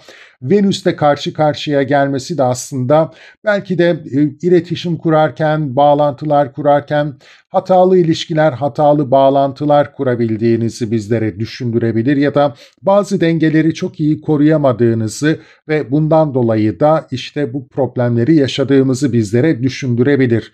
Yani yapmamız gereken şu: bizler bu problemleri neden yaşıyoruz? Bu problemler neden hayatımızda tekrar tekrar yansıma buluyor? Bunu biraz iyice düşünmemiz gerekecek ve buna artık bir dur dememiz de gerekecek. Önünü alabilmek için harekete geçmek yönünde kullanabiliriz bu stresli açıyı. Yoksa hala aynı olaylar, durumlar başıma geliyor, neden bunlar benim başıma geliyor sürekli diye düşünüp bir aksiyon almıyorsak bu olaylar tekrar edecektir. Özellikle Kiron Koç burcundan çıkmadan bizler artık bu zinciri kırmak durumundayız ve Venüs ve Kiron'un bu karşıtlığı da son bir şans olabilir bizler için sevgili yükselen Aslan burçları. O yüzden de mesleki konularda artık daha geniş kitlelere hitap etmek istiyorsanız, yükselmek istiyorsanız, görünür olmak istiyorsanız, belki bazı eğitimler almak istiyorsanız, önünüze sürekli engeller çıkıyorsa bu konularda bunun nedenlerine odaklanmanız sizin için daha yararlı olacak gibi görünüyor haftanın sonunda. Gökyüzünün etkileri hayatımıza bu şekilde yansıyacak. Mutlu, huzurlu, sağlıklı bir hafta geçirmeniz dileğiyle. Sevgili yükselen Başaklar ve Başak Burçları, yeni bir haftada daha sizlerle birlikteyim. Bakalım bu haftanın gökyüzü etkileri hangi yaşam alanlarımıza nasıl yansıyacak? Mars'ın yoğun ve olumlu enerjileri haftayı yönlendirecek. Bu etkiler bize nasıl yansıyacak? Detaylarına geçmeden önce kanalıma abone değilseniz, abone olarak beni desteklemek isterseniz teşekkür ederim. Eğer videoyu gerçekten beğeniyorsanız beğen tuşuna basmayı ihmal etmeyin. Ufak tefek çok detay gerektirmeyen sorularınız varsa biliyorsunuz ki her zaman sizlere yanıt vermeye çalışıyorum. Yorum ve görüşlerinize de her zaman açığım. Mutlaka beğeni ve eleştirilerinizi de yorumlar kısmına bırakabilirsiniz. Harf seçeneğini de eğer hesabınızda aktifse kullanarak yine videonun daha geniş kitlelere önerilmesini de destekleyebilirsiniz. Gelelim şimdi Mars'ın öncülüğünde haftayı nasıl değerlendireceğimize. Mars öncelikle sizin 3. evinizde seyrine devam ediyor. Bundan dolayı da kardeş, kuzen, yakın akraba, ticari girişimler, iş eğitimleri, eğitim konuları, belki iletişim konuları, iletişim temelindeki mesleklerle ilgili konularda, ulaşımla ilgili, ticaretle ilgili konularda gündemlerimiz yoğun olabilir. Haftanın ilk gününde Mars Lilith'le kavuşacak. Bu enerjiyi çok doğru yönlendirmemiz ve kullanmamız gerekecek sevgili yükselen Başak Burçları. Çünkü Mars'ın açıları hafta içerisinde bize güzel avantajlar da sağlayacak. Eğer bu Mars Lilith kavuşum enerjisini doğru kullanmazsak belki de o gelecek olan olumlu etkilerinde önünü kesmiş olabiliriz. Mars ve Lilith'in kavuşumu aslında bir yüzleşme temasına vurgu yapacak ama bu yüzleşmeyi karşımızdaki kişilerle değil de belki de kendimizle yapmamız bizim için daha doğru olacak. Bir öfke yoğunluğu, duygusal bir agresif bir duygusal yoğunluk hissedebiliriz. Karşımızdaki kişilerden intikam almak istiyor olabiliriz. Duygularımızı belki de çok düşüncesizce düşünüp tartmadan karşımızdaki kişilere dilediğimizce duygularımızı sert bir şekilde ifade etmek istiyor olabiliriz. Ya da onları duygusal yönden manipüle edecek girişimlerde bulunmak istiyor olabiliriz. Aslında tüm bunları yapmak yerine olaylar, durumlar bu raddeye nasıl geldi, biz buna nasıl müsaade ettik, bir iç hesaplaşma yönünde hareket etmemiz bizim için daha sağlıklı olabilir. Aslında öfke belki de kendimizedir. Yani kendimize öfke duyuyor olabiliriz. Niye bunların olmasına müsaade ettik diye. O yüzden de işte kardeş kuzen ilişkileri, o mesleki konular, iletişim, ulaşım, eğitim gibi konularda da bir patlama noktasına gelmişsek önce bir kendimize dönüp bakmamız, kendi öz eleştirimizi yapmamız ve olayı, bu enerjiyi bu şekilde değerlendirmemiz bizim için çok daha yararlı ve ufuk açıcı olacaktır. Başkalarına kabahat bulmaktansa kendimizin aslında doğru hamlelerde bulunmayışını gözlemlememiz ve sonrası için nasıl doğru adım atmamız gerekliliğini fark etmemiz çok daha yararlı sonuçlar ortaya çıkaracaktır ve bu haftaki Mars'ın olumlu açılarının da önünü açacaktır. Mars 28 Ekim'e geldiğimizde Salı günü Jüpiter'le bir üçgen açı gerçekleştirecek. Özellikle geleceğimize yönelik girişimlerimiz noktasında harekete geçeceğiz. Bu evliliğimiz, ilişkimiz, ortaklı işlerimiz, rekabetli olduğumuz konularda bize avantaj getirecek gelişmelerle de karşılaşma ihtimalimize işaret edecek. Diğer taraftansa Jüpiter baktığımızda sizin 4. evinizi ve 7. evinizi yönettiğinden dolayı özel hayat, aile hayatı, evlilik, ilişkiler gibi konularda da geleceğe yönelik önemli pozitif adımlar atabileceğinize işaret ediyor. Yuva kurmak için doğru bir haftada olabilirsiniz sevgili yükselen Başak Burçları veya en özelinde de kendi özel hayatınızı şekillendirmek, yönlendirmek, yapılandırmak adına da güzel bir haftada olabilirsiniz. Jüpiter size geleceğe yönelik girişimleriniz noktasında güzel avantajlar sağlayacak. Belki de geleceğinizi şekillendirmek adına size destek verecek kişilerle bağlantılar kurma noktasında da güzel bir haftada olabilirsiniz. Bir sonraki güne geçtiğimiz zaman Merkür'de yine Akrep Burcu'ndan çıkmadan önce 7. evinizdeki Neptünle 29. derecede bir üçgen açı yapacak. Özellikle rekabetli olduğunuz konularda hedeflerinize ulaşmak için son kritik önemli bir karar verme aşamasında olabilirsiniz. Yine eşiniz, evli olduğunuz kişi veya partnerinizle ilgili de hedefleriniz noktasında önemli kritik bir karar verme aşamasında olabilirsiniz. Eğer ilişkiniz sizin beklentilerinize yanıt vermiyorsa belki de bu konuda artık yeni ve son bir karar verme aşamasında olabilirsiniz ya da evliliğinizde, ilişkinizle ve ilişkinizin geleceğiyle ilgili de önemli son bir karar vermek de isteyebilirsiniz. Bu bir evlilik olabilir veya ilişkinizin statüsüyle ilgili önemli bir karar da olabilir. Bu yönde önemli bir haftada olduğunuzu belirtmekte yarar var. Bir üçgen açı olumlu sonuçlar doğurması ümidiyle. Bu bir vazgeçiş de olabilir. Ayrıca Neptün işin içerisinde olduğundan dolayı bir vazgeçiş de olabilir ya da hedefinizi, hayalinizi gerçekleştirmek için fikrinizi açıklama ve bunu gerçekleştirme yönünde bir aksiyon da olabilir.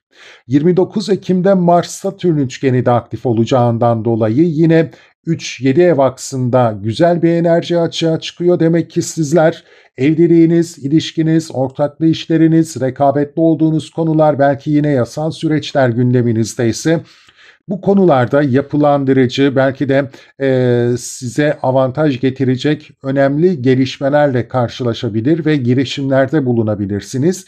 Yeni girişimler, yapılandırıcı girişimler yapmak adına güzel bir haftadasınız. Hatta Satürn balık sürecinde bir yapılanma sürecine başlamışsanız bu yapılanmanın eksik kalan taşlarını yerine koyma fırsatı da verebilecek diyebiliriz size. Mars ve Satürn'ün bu üçgen açısı girişimlerde bulunmak, evliliğinizi, ortaklı işinizi yapılandırmak için güzel bir haftadayız sevgili yükselen Başak burçları. Temelde 7. eve büyük bir vurgu olacağından dolayı Mars tarafından da evlilik, özel hayat teması biraz güçlü bir şekilde vurgulanabilir sizin için bu hafta içerisinde. Devam ettiğimiz zamansa 31 Ekim'de Merkür ve Plüton'un bir 60'lık açısı da söz konusu olacak. Merkür Yay burcuna geçiş yapıyor. Merkür'ün Yay burcuna geçmesiyle birlikte bu dönemde ailevi konular, özel hayatla ilgili konular, ev, yuva, taşınma, barınma, belki tadilatla ilgili konulara biraz yüzeysel yaklaşma eğiliminde olabiliriz. Merkür Yay burcunda çok da olması gerektiği gibi çalışmaz. Yay burcu enerjisi daha derinlemesine bir enerjidir. Büyük resmi görmemize destek verir. Bu yönde çaba göstermemiz bizim için daha yararlı olacaktır. Merkür ve Plüton'un bu 60'lık açısı da yine özel hayatımız, özel hayatımızın sorumlulukları, aile hayatımızla ilgili konular ve yine onların sorumluluklarıyla ilgili konuları çok daha derinlemesine ele almamız gerekliliğini ortaya çıkaracak bu hafta. Belki de bu sorumluluklar noktasında gündelik rutinimizle ilgili konularda gün yüzüne çıkmamış bazı konuların aslında ortaya çıktığını gözlemleyebiliriz. Bu konuları biraz araştırdığımız takdirde bizden saklanan, gizlenen konular olduğunu gözlemleyebiliriz. Bazı gerçekleri derinlemesine ele alıp düşündüğümüz zaman fark edebiliriz gibi de düşünebiliriz. Bize fayda sağlayacak olayları daha derinlemesine almamız hem bir değişim dönüşüm enerjisini de destekleyecektir.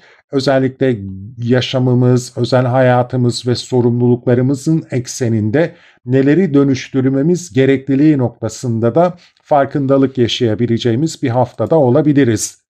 2 Kasım'a geldiğimiz zamansa haftayı Venüs ve Kiron'un karşıt açısıyla tamamlayacağımızı gözlemliyoruz. Venüs ve Kiron'un karşıt açısı 2-8 ev aksında. O yüzden maddi konularda biraz dikkatli olmamız gerekecek gibi görünüyor sevgili yükselen Başak burçları. Bir diğer taraftan da kişisel değerleriniz, ortak değerleriniz noktasında bir zıtlaşma, özellikle ortak değerler noktasında hayatınızda sürekli bir kırılma, bir üzülme yaşıyorsanız bu konuların tekrarını yaşama ihtimaliniz söz konusu olabilir. Maddi konularda alacak, verecek, nafaka, ortak gelir giderlerle ilgili konularda da yine tekrar eden, sizi üzen bazı durumlar yaşanabilir. Aslında Venüs ve Kiron'un bu karşıt enerjisini bir olayın tekrar yaşanma ihtimali olarak değerlendirmekte tabii ki fayda var ama artık bu tekrar eden durumlara bir dur demenin zamanı geldiğinin farkına da varmamız gerekecek. Yani bu olaylar sürekli neden sizin başınıza geliyor, neden tekrar ediyor? Hata sizde mi? Dıştan gelen bazı etkiler, faktörler mi sizi üzüyor, kırıyor veya niye hayatınıza bu üzücü ve sizi yaralayıcı unsurlar dahil oluyor? Bunu artık biraz çözümlemeniz ve önünü almanız gerekebilir. Bu uyanışı da yaşamamız gerekebilir hafta sonunda sevgili yükselen Başak burçları. Baktığımız zaman Venüs sizin zaten 9. evinizi temsil ediyor. Bir diğer taraftan da 2. evinizi yönetiyor. Özellikle demek ki maddi konularda biz neden sürekli tekrar eden yorucu, kırıcı ve yaralayıcı durumları yaşıyoruz? Bunu biraz gözlemlememiz, iyi analiz etmemiz ve artık buna dur dememiz gerekebilir. Gökyüzünün etkileri hayatımıza bu şekilde yansıyacak hafta içerisinde mutlu, huzurlu, sağlıklı bir hafta geçirmeniz dileğiyle. Sevgili yükselen teraziler ve terazi burçları, yeni bir haftada daha sizlerle birlikteyim. Gökyüzünün bu haftaki etkileri sizin hangi yaşam alanlarınıza nasıl yansıyacak, bunları değerlendireceğiz. Mars'ın yoğun bir açı trafiği var hafta içerisinde. Bu trafikten sizler nasibinizi nasıl alacaksınız detaylandıracağım. Öncesinde kanalıma abone değilseniz abone olarak beni destekleyebilirsiniz. Videoyu gerçekten beğeniyorsanız beğen tuşuna basmayı ihmal etmeyin. Ufak tefek çok detay gerektirmeyen sorularınız varsa biliyorsunuz ki yanıtlıyorum. Yorumlarınızı, görüşlerinizi de yine benimle paylaşabilirsiniz. Eğer hesabınızda Hype seçeneği aktifse onu kullanarak da videonun daha geniş kitlelere yönlendirilmesini destekleyebilirsiniz. Herkese şimdiden teşekkürler.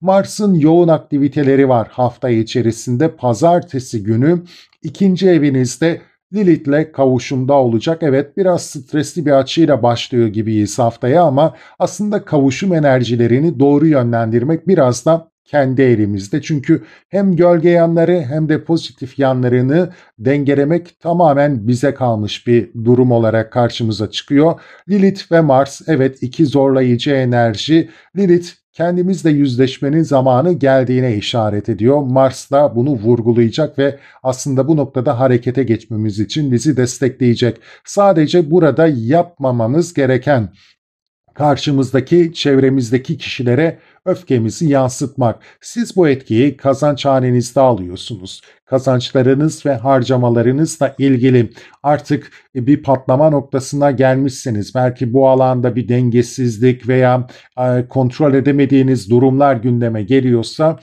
burada gerçekten karşınızdaki kişiler mi sorumlu bu olayların bu aşamaya gelmesinde, yoksa sizde de biraz bir kabahat var mı? Siz de belki buna biraz müsaade etmiş olabilir misiniz? Belki de öfkenizin temelinde yatan neden de budur. Yani olayların bu duruma gelmesine sizin müsaade etmiş olmanız da olabilir. Bunu biraz iyi denetlemeniz, kendinizle yüzleşmeniz ve çıkarım yapmanız gerekecek sevgili yükselen terazi burçları.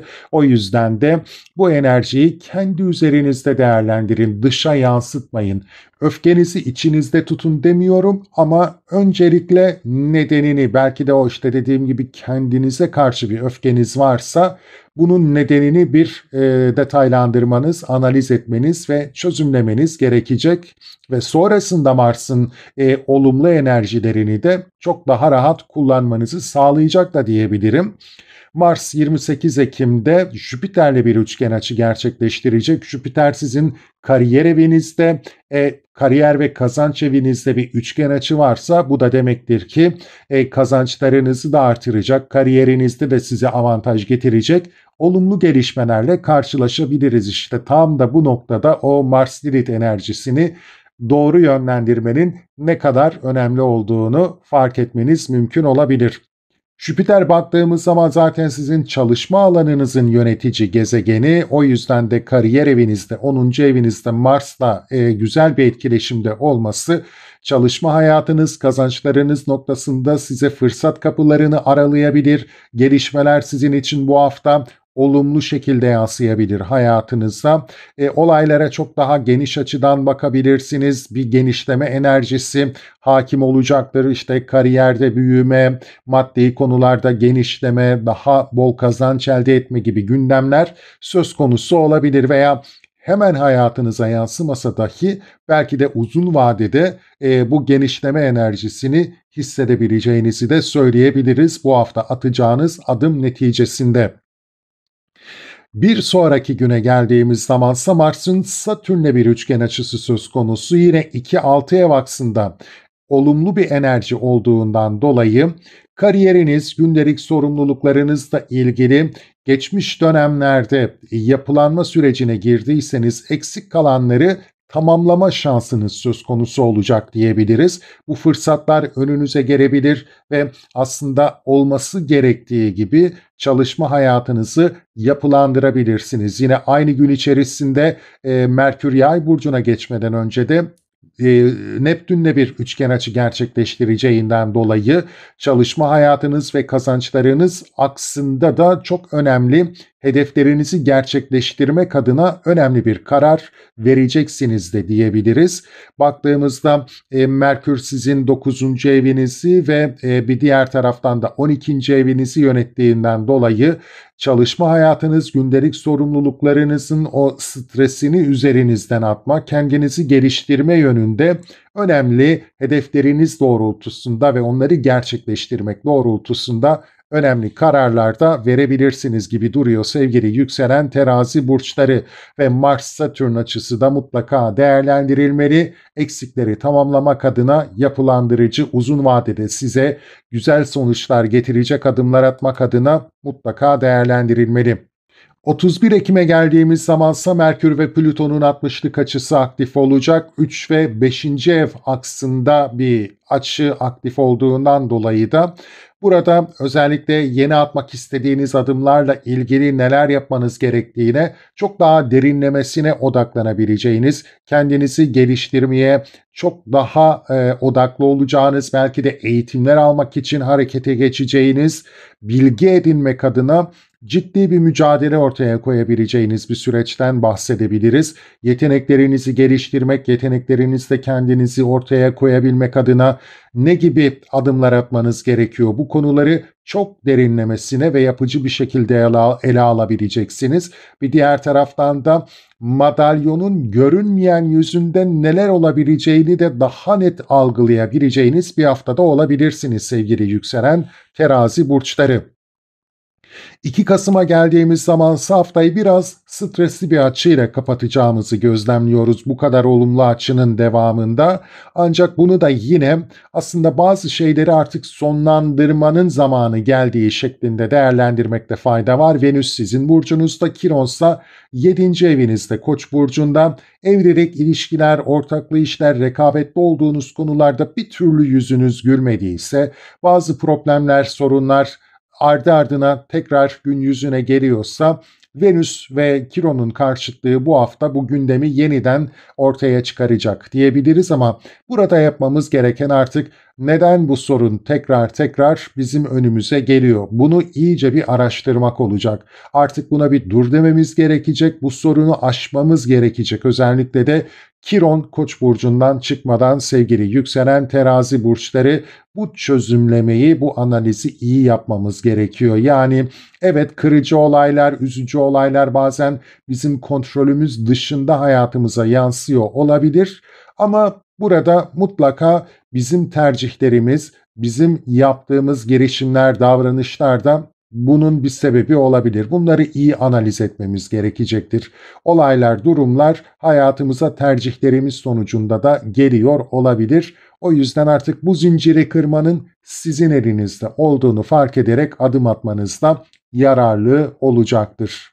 Diğer taraftansa atlamadan da detaylandırmak isterim. Merkür Yay burcuna geçiyor. Merkür'ün Yay burcuna geçmesi de özellikle kardeş, kuzen, yakın akraba ilişkileri, ticaret, ulaşım, eğitim gibi konularda önemli konuları çok yüzeysel geçmemeniz gerekliliğine işaret edecek anlaşmalar, sözleşmeler, belki iletişim ağları kurma noktasında da bizlerin büyük resmi görmesi gerekiyor bu süreçte. İlişkilerimiz noktasında da, mesleki konularda da yüzeysel yaklaşmamamız bize avantaj sağlayacak diyebiliriz.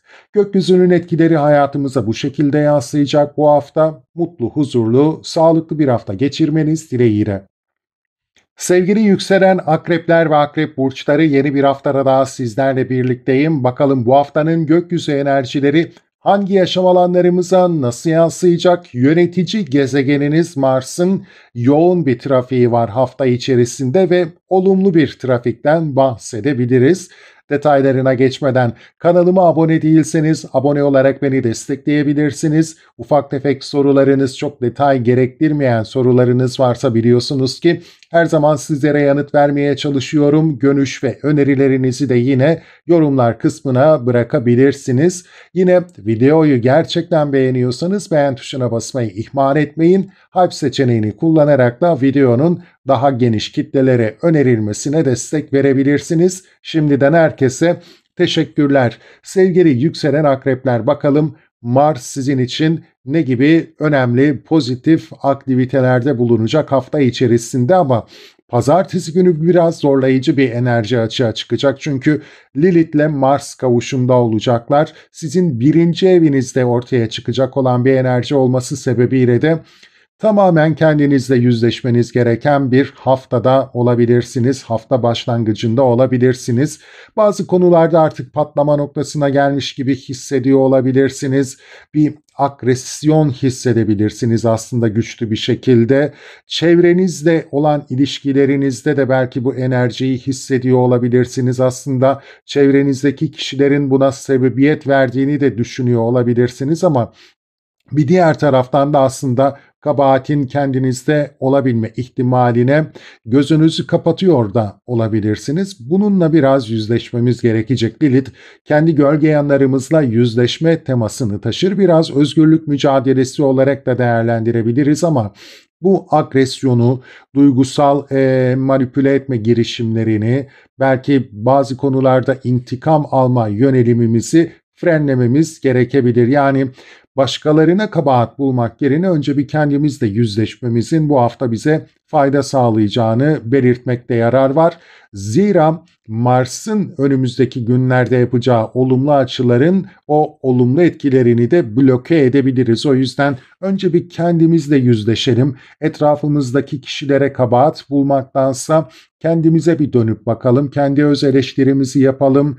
Belki de etrafımızda yaşanan olaylar bizim biraz da sebebiyet verdiğimiz olaylar olabilir. Bunun da farkına varmamız bizim için daha faydalı sonuçlar ortaya çıkarabilir. 28 Ekim'e geldiğimiz zaman Mars Jüpiter'le bir üçgen açı yapıyor sevgili yükselen akrep burçları. Meslekte yükselme, uzmanlaşma, mesleki eğitimlerle ilgili konular bu hafta sizin için daha fazla gündemde olabilir. Bu konular aslında size ileride avantaj da sağlayabilecek diyebiliriz. Bunun için hareketli olacağınız, yoğun bir gündeminizin de olabileceği bir hafta geçirebiliriz. Diğer taraftansa Jüpiter'in temsiliyetlerine baktığımızda kazanç hanenize yine olumlu etkileri olabileceğini ve yeni girişimler yapmak adına da sizi destekleyebileceğini düşünebiliriz. Bu aşk hayatınız, çocuklarla ilişkiler, yapacağınız yeni girişimler, yeteneklerinizle kendinizi ortaya koyma gibi de değerlendirilebilir. Sportif faaliyetler alanında da yine fayda göreceğiniz bir dönemden geçtiğinizi söyleyebiliriz temelde. Devamındaysa baktığımızda Satürn ve Mars arasında bir 5 ev aksında bir üçgen açı gözlemlediğimizden dolayı da az önce bahsettiğim o aşk, flört hayatı, çocuklarla ilişkiler, yeteneklerimizle kendimizi ortaya koyabilme, hayatın herhangi bir alanında yeni girişim yapmak adına yapılandırıcı adımlar atma konuları etrafında güzel, şanslı, avantajlı gelişmelerle karşılaşabiliriz. Burada yine çıkış noktası siz olacaksınız. Siz bu fırsatları, olumlu enerjileri yaratabileceksiniz de diyebiliriz sevgili yükselen akrep burçları. Yönetici gezegeniniz Mars sizin evinizde, birinci evinizde, çıkış noktası, o yüzden siz olacaksınız. Bir diğer taraftansa aslında özellikle Satürn balık döneminde az önce bahsettiğim konularda yapılandırıcı girişimlerde bulunmuşsanız eksik taşları yerine koyma fırsatını vereceğinden de bahsedebiliriz size. Mars ve Satürn'ün bu üçgen açısının, Satürn'ün retroda olmasından dolayı. Satürn özel hayatınızı temsil ediyor. İletişim, ulaşım, eğitim, belki turizm temalı işlerde çalışıyorsanız bu gibi alanlardaki yapısal konuları da işaret ediyor olabilir. Bu alanlarda dediğim gibi eksik taşları yerine koyabileceğimiz ve geleceğimizi tamamlayacak adımlar atacağımız bir haftada da olabiliriz sevgili yükselen akrep burçları. Aynı gün içerisinde Merkür ve Neptün'ün de yine aynı evlerde bir üçgen açısı olacak 29. derecelerde. Hedeflerinizi pratiğe dökebilmek adına son önemli kritik bir karar alabilirsiniz bu hafta içerisinde. Merkür krizleri temsil eden 8. evinizi yönetiyor. Bir diğer taraftansa 11. evinizi de yönettiğinden dolayı bu konularda bir kriz varsa bu krizleri aşmak için son bir karar veriyor olabilirsiniz ve geleceğinizi şekillendirmek adına da dediğim gibi hayallerinizi gerçekleştirmek adına güzel girişimlerde de bulunabilirsiniz. Diğer taraftan Merkür hemen akabinde Yay burcuna geçecek sevgili yükselen akrep burçları. Merkür Yay burcunda çok rahat ettiği bir pozisyonda değil, zararda ve yüzeysel bir enerjidir aslında. Merkür Yay burcunda bu nedenle de biraz çok rahat etmez. O yüzden de maddi konularda, kişisel özbenliğinizle ilgili konularda da resmin bütününü görmeye, geniş açıdan bakmaya çalışmamız bize bu konularda biraz yardımcı olacaktır. Kazançlarımız, harcamalarımız, bu alandaki konuları değerlendirirken de bütünü görmeye çalışmak bizim için bu süreçte daha avantajlı olacaktır. 31 Ekim'e geldiğimiz zamansa Merkür Yay burcuna geçer geçmez Plüton'la bir 60'lık açı gerçekleştirecek. Plütonsa 4. evinizde bulunduğundan dolayı ev, yuva, barınma, özel hayat ve bu konuların maddi boyutuyla ilgili de daha geniş açıdan olaylara bakma şansı bulurken, konuları çok daha derinlemesine araştırma şansı bulurken burada da bir uyanış yaşayacaksınız. Belki taşınmayı düşünüyorsanız, ev almayı düşünüyorsanız, özel hayatınızla ilgili bir yapılanma, bir değişim, dönüşüm içerisine girmek istiyorsanız madalyonun karanlık yüzünü de görme şansınız olacak. Bilmediklerinizi, fark etmediklerinizi de daha net görebileceğiniz bir haftada olabileceksiniz ve bu şekilde bir değişim, dönüşüm sürecini yönlendirebileceksiniz de diyebiliriz sevgili yükselen akrep burçları. 2 Kasım'a geldiğimiz zamansa haftayı biraz zorlayıcı bir enerjiyle karşılayacağız gibi duruyor. Çünkü Venüs ve Kiron karşıt açıda olacaklar. Venüs sizin 12. evinizde, Kiron ise 6. evinizde. O yüzden de sağlıkla ilgili konulara temelde öncelikle bir dikkat etmeniz gerekebilir. Sağlıkla ilgili kronik sorunlarınız varsa bunların tekrar etme ihtimali söz konusu olabilir. O yüzden hayatımızda aşırı bir stres varsa ve bu stres bizi yoruyorsa, stres kaynaklı bazı sağlık sorunları yaşıyorsak, o gündelik sorumluluklar, çalışma hayatın yoğunluğu gibi alanlarda bunu biraz kontrol etmemiz ve o stresi üzerimizden atmanın yolunu bulmamız bize fayda sağlayacaktır. Hele de bu durumlar tekrar ediyorsa, bu durumlar neden sürekli tekrar ediyor? Bununla ilgili de artık adım atmanın zamanı gelmiş olabilir. Gökyüzünün etkileri hayatımıza bu şekilde yansıyacak. Mutlu, huzurlu, sağlıklı bir hafta geçirmeniz dileğiyle. Sevgili yükselen yaylar ve yay burçları, yeni bir haftada daha sizlerle birlikteyim. Gökyüzünün bu haftaki etkileri bakalım hangi yaşam alanlarınıza nasıl yansıyacak? Önemli etkiler, olumlu etkiler alacağımız bir haftada olacağız. Mars bizi bu noktada yönlendirecek. Detaylara geçmeden önce eğer kanalıma abone değilseniz abone olarak beni destekleyebilirsiniz. Videoyu gerçekten beğeniyorsanız beğen tuşuna basmayı ihmal etmeyin. Bir diğer taraftan Hype seçeneği hesabınızda aktifse videonun daha geniş kitlelere önerilmesini sağlamak adına bu seçeneği de kullanabilirsiniz. Eğer yorumlarınız, sorularınız varsa biliyorsunuz ki bunları da yorumlar kısmına bıraktığınızda size her zaman yanıt vermeye çalışıyorum. Şimdiden herkese teşekkürler. Geçelim haftanın etkilerine. Akrep burcundaki Mars'ın haftayı yönlendireceğini en başta girişte de söylemiştik. Bu sizin 12. evinize işaret ediyor sevgili yükselen yay burçları. Zorlayıcı bir etkiyle aslında haftayı karşılayacağız da diyebiliriz. Bu enerjiyi doğru yönlendirmemiz gerekecek çünkü Mars ve Lilith kavuşumda olacaklar pazar günü. 12. evde kavuşuyorlar. 12. ev zaten gölge yanlarımızla ilgilidir. Mars ve Lilith de gölge yanlarımızla yüzleşme, değişim, dönüşüm enerjisini oldukça güçlü hissetmemize sebebiyet verecekler. Lilith burada aslında bu enerjiyi biraz da karşı tarafımızdaki kişilere yönlendirme potansiyeli taşıyor ama zaten sizin 12. evinizde, o yüzden de hiç kabahati başkalarında aramaya çalışmayın.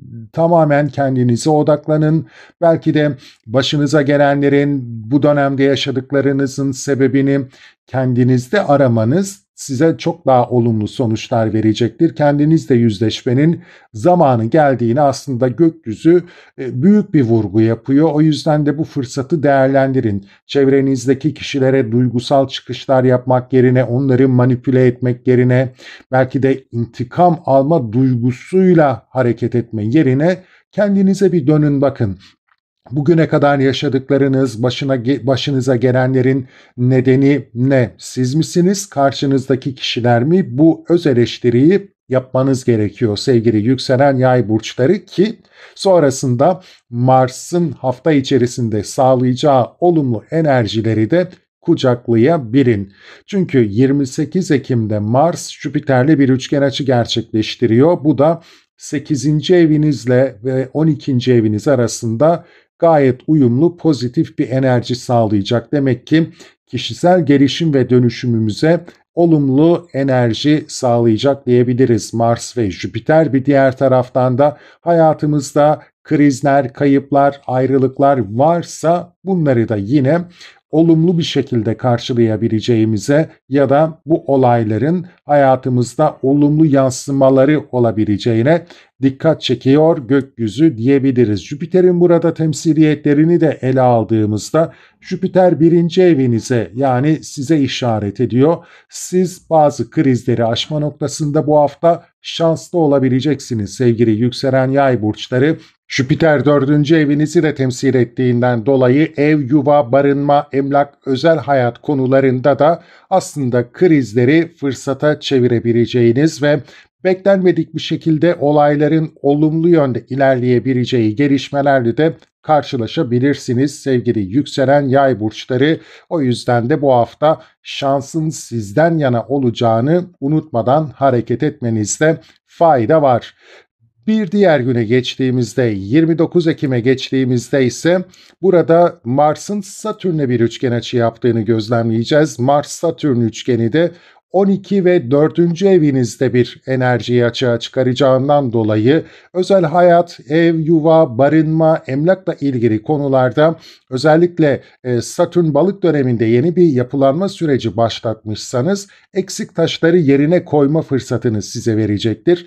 Mars 12. evde olduğundan dolayı da göremedikleriniz veya çok da görmek istemediğiniz bazı detaylar olmuşsa bu konular temelinde artık bunları da tamamlama zamanın ve bunlarla yüzleşerek o eksikleri giderme zamanının geldiğini size gökyüzü hatırlatacak ve bu yönde de girişimler yapmanızı sağlayacak. Olaylar, durumlar belki de bu girişimleri yapmanız için sizi biraz da iteleyecek diyebiliriz ama eksiklerinizi tamamlayacağınız ve aslında geleceğe yönelik adımlarınız noktasında daha sağlam adımlar atabileceğiniz bir süreç geçireceğinizi de, daha güvenli bir süreç geçirebileceğinizi de söyleyebiliriz sevgili yükselen yay burçları. Yine aynı gün içerisinde Merkür ve Neptün arasında da baktığımızda 12 ve 4 ev aksında bir üçgen açı gerçekleşiyor. O yüzden de kritik kritik bir karar da alabilirsiniz. Yine ev, yuva, emlak, barınma konularıyla ilgili artık bir konuda kritik son bir karar verebileceğinizi söyleyebiliriz bu hafta içerisinde. Bu özel hayatınız olabilir, evliliğiniz olabilir, yine ev, yuva, emlak, barınma konuları temelinde de olabilir. Bir ev satışı olabilir, yine emlak piyasasında bir çalışma söz konusu olabilir, yeni bir eve taşınma, bir ev satın alma söz konusu olabilir. Tüm bu konularda son bir karar, hedeflerinize yönelik son bir karar verebileceğinizi de söyleyebiliriz. Önemli bir karar olacağını da belirtmekte yarar var. Devamında Merkür sizin burcunuza geçecek sevgili yükselen yay burçları. Biraz kendinize odaklanacaksınız bu süreçte. İlişkinize, evliliğinize odaklanacaksınız. Tek yapmamanız gereken bu konularla ilgili belki işte ilişki, evlilik, tam aksine boşanma, ayrılık gündemleri varsa bu konuları yüzeysel geçmekten kaçınmanız olacak bu dönemde. Merkür Yay burcunda çok rahat ettiği bir pozisyonda değildir. Konuları biraz daha yüzeysel ele alma yöneliminde olabiliriz. Bu kendimizle, imajımızla bağlantılı da olabilir. Konuları daha derinlemesine, daha genişlemesine ele almamız ve büyük resmi görmemiz bize avantaj sağlayacak diyebiliriz bu hafta içerisinde. 31 Ekim'e geldiğimiz zamansa Merkür ve Plüton'un bir 60'lık açısı söz konusu olacak. Merkür ve Plüton'un 60'lık açısı da biraz ufkumuzu açacak diyebiliriz. Plüton 3. evinizde ilerlediğinden dolayı anlaşmalar, sözleşmeler, iletişim, ulaşım, eğitim ve ticari konularda bilinmeyenleri görmemizi sağlayacak. Aslında madalyonun karanlık yüzünde kalan bilgileri, belki de yapılanları görmemizi sağlayacak. İşinizle ilgili özellikle baktığımızda Plüton sizin 12. evinizin de temsilcisi olduğundan dolayı sizden saklananların, gizlenenlerin açığa çıktığını da görebileceğiniz, bir noktada da aslında kendi gölge yanlarınızla iletişim kurduğunuzda derinlerde bazı davranışlarınızın sebebini de çok daha net görebileceğiniz bir süreçte geçirebilirsiniz sevgili yükselen yay burçları. Ama temelde iş, anlaşma, eğitim, belki yakın akraba, kardeş, kuzen ilişkilerinde de bilinmeyenlerin biraz gün yüzüne çıkma ihtimali söz konusu olabilir. Konuları çok daha derinlemesine ele alacağınız bir haftada olacak bu konu başlıkları temelinde. 2 Kasım'a geldiğimiz zamansa Venüs ve Kiron'un karşıtlığı söz konusu. Venüs ve Kiron'un karşıtlığı ise 5-11 ev aksına işaret ediyor sevgili yükselen yay burçları. Aşk hayatınızda, flört hayatınızda, yeteneklerinizle kendinizi ortaya koymaya çalıştığınız, yeni girişimler yaptığınız konularda sürekli bir hayal kırıklığı ya da sizi üzen, yaralayan durumlarla karşılaşıyorsanız bunun nedenini daha net görmeye çalışmanız gerekecek olan bir hafta sonu deneyimleyebilirsiniz. Özellikle bu konularda geleceğinizle ilgili bazı olumsuzluklar yaşıyorsanız, yani bir girişim yapıyorsanız, ilişki olabilir bu, veya bir iş girişimi olabilir, herhangi bir alanda bir adım atıyor olabilirsiniz geleceğinize yönelik ama istediğiniz şekilde uzun vadeli olamayabiliyor. Bunun temelinde neyin yattığını çok daha net görmeniz, neden bu konular tekrar tekrar önünüze geliyor, bunu iyi analiz etmeniz ve artık bu zinciri kırmanız gereken bir haftadasınız. Çünkü Kiron Koç burcundan çıkmadan burayı artık bir temizlemeniz ve aklınızın, fikrinizin net olması gerekiyor sevgili yükselen yay burçları. Gökyüzünün etkileri hayatımıza bu şekilde yansıyor bu hafta içerisinde. Mutlu, huzurlu, sağlıklı bir hafta geçirmeniz dileğiyle. Sevgili yükselen oğlaklar ve oğlak burçları, yeni bir haftada daha sizlerle birlikteyim. Bakalım bu hafta gökyüzünün etkileri hangi yaşam alanlarınızda kendini daha güçlü hissettirecek? Mars'ın yoğun bir enerjisini hissediyoruz, olumlu enerjisini hissediyoruz hafta içerisinde. Bunların detayına geçmeden önce kanalıma abone değilseniz abone olarak beni destekleyebilirsiniz. Eğer ufak tefek sorularınız varsa, çok detay gerektirmeyen, zamanımı da çok fazla almayacak, biliyorsunuz ki sizlere Her zaman yanıt vermeye çalışıyorum. Yorumlar kısmına sorularınızı, görüşlerinizi bırakabilirsiniz. Videoyu gerçekten beğeniyorsanız beğen tuşuna basmayı ihmal etmeyin ve Hype seçeneği hesabınızda da aktifse videonun daha geniş kitlelere aktarılmasını destekleyebilirsiniz. Herkese şimdiden teşekkürler. Gelelim Mars'ın bu hafta sizin için ne ifade edeceğine, sizin hayatınıza nasıl etkiler getireceğine. Mars sizin 11. evinizde sevgili yükselen Oğlak burçları. Bundan dolayı da özellikle geleceğinize yönelik hedefleriniz, sosyal çevre ilişkileriniz, kariyer kazançlarınızla ilgili konular temelinde gelişmeler yaşayacağımıza işaret ediyor. Sosyal çevre ilişkilerimizde, özellikle yakın arkadaş ilişkilerimizde de biraz dikkatli olmamız gerekebilir. Mars ve Lilith haftanın ilk gününde kavuşumda olacaklar. Burada bizi zorlayacak bir enerji gibi duruyor ama bu enerjiyi çok doğru yönlendirmemiz gerekecek. Çünkü haftanın devamında gelecek olumlu enerjileri kullanabilmemizi burada alacağımız tavır bloke edebilir. Burada biraz dikkatli olmamız gerekecek. Mars ve Lilith bir öz eleştiri, aslında kendi gölge yanlarımızla yüzleşme enerjisi olarak kullanılmalı. Burada tabii ki Lilith enerjisi çevremizdeki kişilere karşı öfkemizi yansıtma enerjisini, potansiyelini de taşıyor. Aslında çevremizde olan bitenlerin, işte sosyal çevremizin, yakın arkadaşlarımızın bazı olay ve durumlara sebebiyet verdiğini ve bundan dolayı da bir patlama noktasına geldiğimizi düşünebiliriz ama temelde bakmamız gereken nokta kendimiz olmalıyız ve öfkemizi etrafımıza saçmak yerine belki de onları duygularımızla manipüle etmek ya da onlardan intikam alma yöneliminde bulunmak yerine kendimizle bir yüzleşmek durumundayız. Bu öfkemizin sebebine, belki de başımıza gelenlerin, yaşananların temelinde yatan sebep biziz. Bununla yüzleşmekten kaçınıyor da olabiliriz, öfkemizi başka kişilere yansıtarak. Aslında öfkemizin nedeni ve merkezi kendimizde olabiliriz. Yani kendimize biraz öfke duyuyor olabiliriz. Başımıza gelenlerin kapısını kendimiz araladığımızdan dolayı. O yüzden de bu enerjiyi doğru kullanın, kendi öz eleştirinizi yapın ve iyi analiz ederek haftayı da olumlu geçirmeye çalışın, devamında gelecek enerjilerle birlikte. Çünkü Mars Jüpiter'le de bir üçgen açı gerçekleştiriyor. Mars-Jüpiter üçgen açısı da özellikle özel hayatınız, evliliğiniz, ortaklı işlerinizle ilgili konularda size olumlu bir enerji sağlayacak diyebiliriz. Özellikle geleceğe yönelik yaptığınız girişimler söz konusuysa, ilişkinizin geleceği, ortaklı işinizin geleceği, bir diğer taraftan da rekabetli olduğunuz konular varsa bu konularda da size avantaj sağlayacak güzel gelişmelerle karşılaşabilirsiniz. Beklenmedik yerlerden beklenmedik destekler görebilirsiniz. Yine kardeş, kuzen, yakın akraba ilişkilerinde de avantajlı bir süreç geçirebilirsiniz bu hafta içerisinde. Özellikle ortaklı işler, birlikte işler yürütüyorsanız da bu kişilerden size destek gelebileceğini de söylemekte yarar var.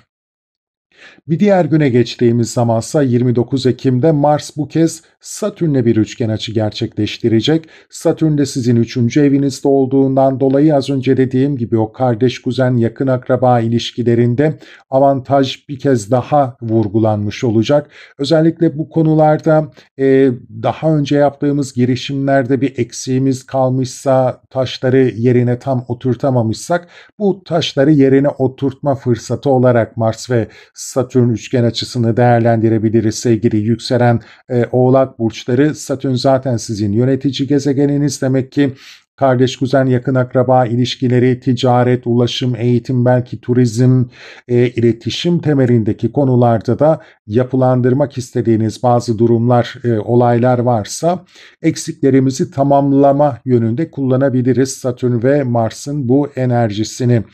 Diğer taraftansa aynı gün içerisinde Merkür Yay burcuna geçmeden, yani 12. evinize geçmeden Neptün'le bir üçgen açı gerçekleştirecek. Yine 11 ve 3 ev aksında güzel bir enerji. Az önce bahsettiğim konularda da artık son bir karar vereceksiniz. Yani o 3. ev konularındaki hedefleriniz, hayallerinizle ilgili son bir karar vereceksiniz. Bu kararı verirken belki de sosyal çevre ilişkileriniz, yakın arkadaşlarınız da size destek verecek olabilir veya sizi yönlendirecek de olabilirler.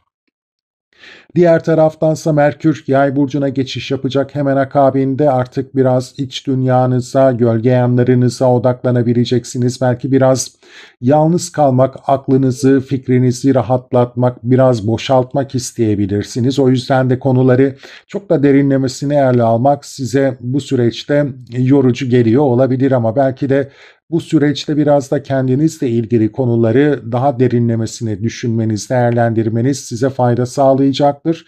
Büyük resmi görmeye çalışmanız, özellikle belki de kontrolünüz dışında gelişen olayları nasıl idare ettiğinizle, üstesinden geldiğinizle ilgili de büyük resmi görmeye çalışmanız size daha fazla fayda sağlayacak da diyebiliriz. Bir diğer taraftan da çalışma hayatınızın, gündelik sorumluluklarınızın o yükünü artık biraz daha derinlemesine düşünmeniz, bunun ne kadar üzerinizde büyük bir yük oluşturduğunu daha iyi gözlemlemeniz ve doğru aksiyon almanız sizin için faydalı olacak diyebiliriz sevgili yükselen Oğlak burçları. Ayrıca Merkür ve Neptün'ün o karar aldırıcı enerjisi bir hedefinizi pratiğe, yani gerçekleştirmek üzere harekete geçirici bir nitelikte taşıyabilir. Devam ettiğimizde ise 31 Ekim'de Merkür ve Plüton'un bir 60'lık açısı söz konusu olacak. Merkür ve Plüton'un bu 60'lık açısı da özellikle kazançlar, harcamalarla ilgili bazı bilinmeyenleri, sizden gizlenenleri ortaya çıkaracak gibi de değerlendirebiliriz. Yine çalışma hayatınızla ilgili, çalışma arkadaşlarınızla ilgili konularda saklananlar, gizlenenlerin gün yüzüne çıkma ihtimali söz konusu olabilir, ama daha fazla işin maddi boyutuyla ilgili derinlemesine bazı araştırmalar yapabileceğiniz ve sizden gizlenen bazı detayları fark edebileceğiniz bir haftada olabilir. İlerlediğimiz zaman yine 2 Kasım'da haftanın son günü biraz stresli bir açı gökyüzünde bizi karşılayacak. Genel olarak hafta evet olumlu, ama haftanın sonunda da bir uyanış yaşamamız gerekecek. Çünkü 4 ve 10 Ev aksında Venüs ve Kiron karşıtlığını yaşıyoruz. Özel hayatımızda, aile hayatımızda süregelen, tekrar eden, bizi kıran, üzen bazı durumlar, olaylar söz konusu olabilir. Bu emlak, yuva, ev, barınma, mal varlığı ile ilgili konularda da olabilir. Sürekli özellikle kariyer ve aile hayatımız arasında da bazı streslerle karşılaşıyor olabiliriz. Aslında kariyerimiz bir noktada da özel hayatımızdaki bu kırılma noktalarının sebebi olabilir. Bu analizi tamamen siz yapacaksınız. Yani özel hayatınızdaki o yaralanmalar, kırgınlıklar, tekrar eden sorunların sebebi kariyerinize, statünüze odaklanmanız mı, yoksa arka planda başka sebepler de var mı? Bunu biraz net analiz etmeniz gerekecek. Artık bu özel hayatınızdaki kırgınlıkları, sizi üzen olayları çözümlemeniz gerekiyor. Bu tekrar eden durumları artık bir dur demeniz gerekiyor ve bunun formülü de sizde. Bu alanları iyi analiz etmeniz gerekiyor ki artık buna bir dur diyebilirsiniz sevgili yükselen Oğlak burçları. Kiron Koç burcundan çıkmadan önce bu alandaki sorunları çözmeniz gerekiyor. Tren kaçmadan artık o kırgınlıklar zincirini tamamlamanız ve sonlandırmanız gerekiyor sevgili yükselen Oğlaklar. Gökyüzünün bu haftaki etkileri hayatımıza bu şekilde yansıyacak. Mutlu, huzurlu, sağlıklı bir hafta geçirmeniz dileğiyle. Sevgili yükselen kovalar ve kova burçları, yeni bir haftada daha sizlerle birlikteyim. Bakalım bu haftanın gökyüzü enerjileri hangi yaşam alanlarımıza nasıl yansıyacak? Mars'ın yoğun bir enerjisi olacak, olumlu bir enerjisi olacak demiştik giriş kısmında. Bunun detayına geçmeden önce kanalıma abone değilseniz abone olarak beni destekleyebilirsiniz. Ufak tefek çok detay gerektirmeyen sorularınız olursa biliyorsunuz ki yanıtlamaya çalışıyorum. Mutlaka sorularınızı yorumlar kısmına bırakın. Yine görüş ve önerilerinizi de bırakabilirsiniz. Bir diğer taraftansa videoyu gerçekten beğeniyorsanız beğen tuşuna basmayı ihmal etmeyin. Ve Hype seçeneği hesabınızda aktifse bu seçeneği de kullanarak yine videonun daha geniş kitlelere önerilmesine destek verebilirsiniz. Şimdiden herkese teşekkürler. Sevgili kovalar, sizin haritanıza baktığımız zaman Mars'ın kariyer evinizden geçtiğini gözlemliyoruz. Bu da demek olacak ki kariyeriniz ve toplumsal statünüz temelinde önemli gelişmelerle karşılaşabileceğimiz ama olumlu gelişmelerle karşılaşabileceğimiz bir haftada olabiliriz. Sadece haftanın ilk günü enerjileri biraz doğru yönlendirmemiz gerekecek. Çünkü Mars Lilith'le kavuşumda olacak kariyer evinizde. Mesleğinizle ilgili, kariyerinizle ilgili, statünüzle ilgili bugüne kadar belki de sizi patlama noktasına getirecek bazı olaylar yaşadınız.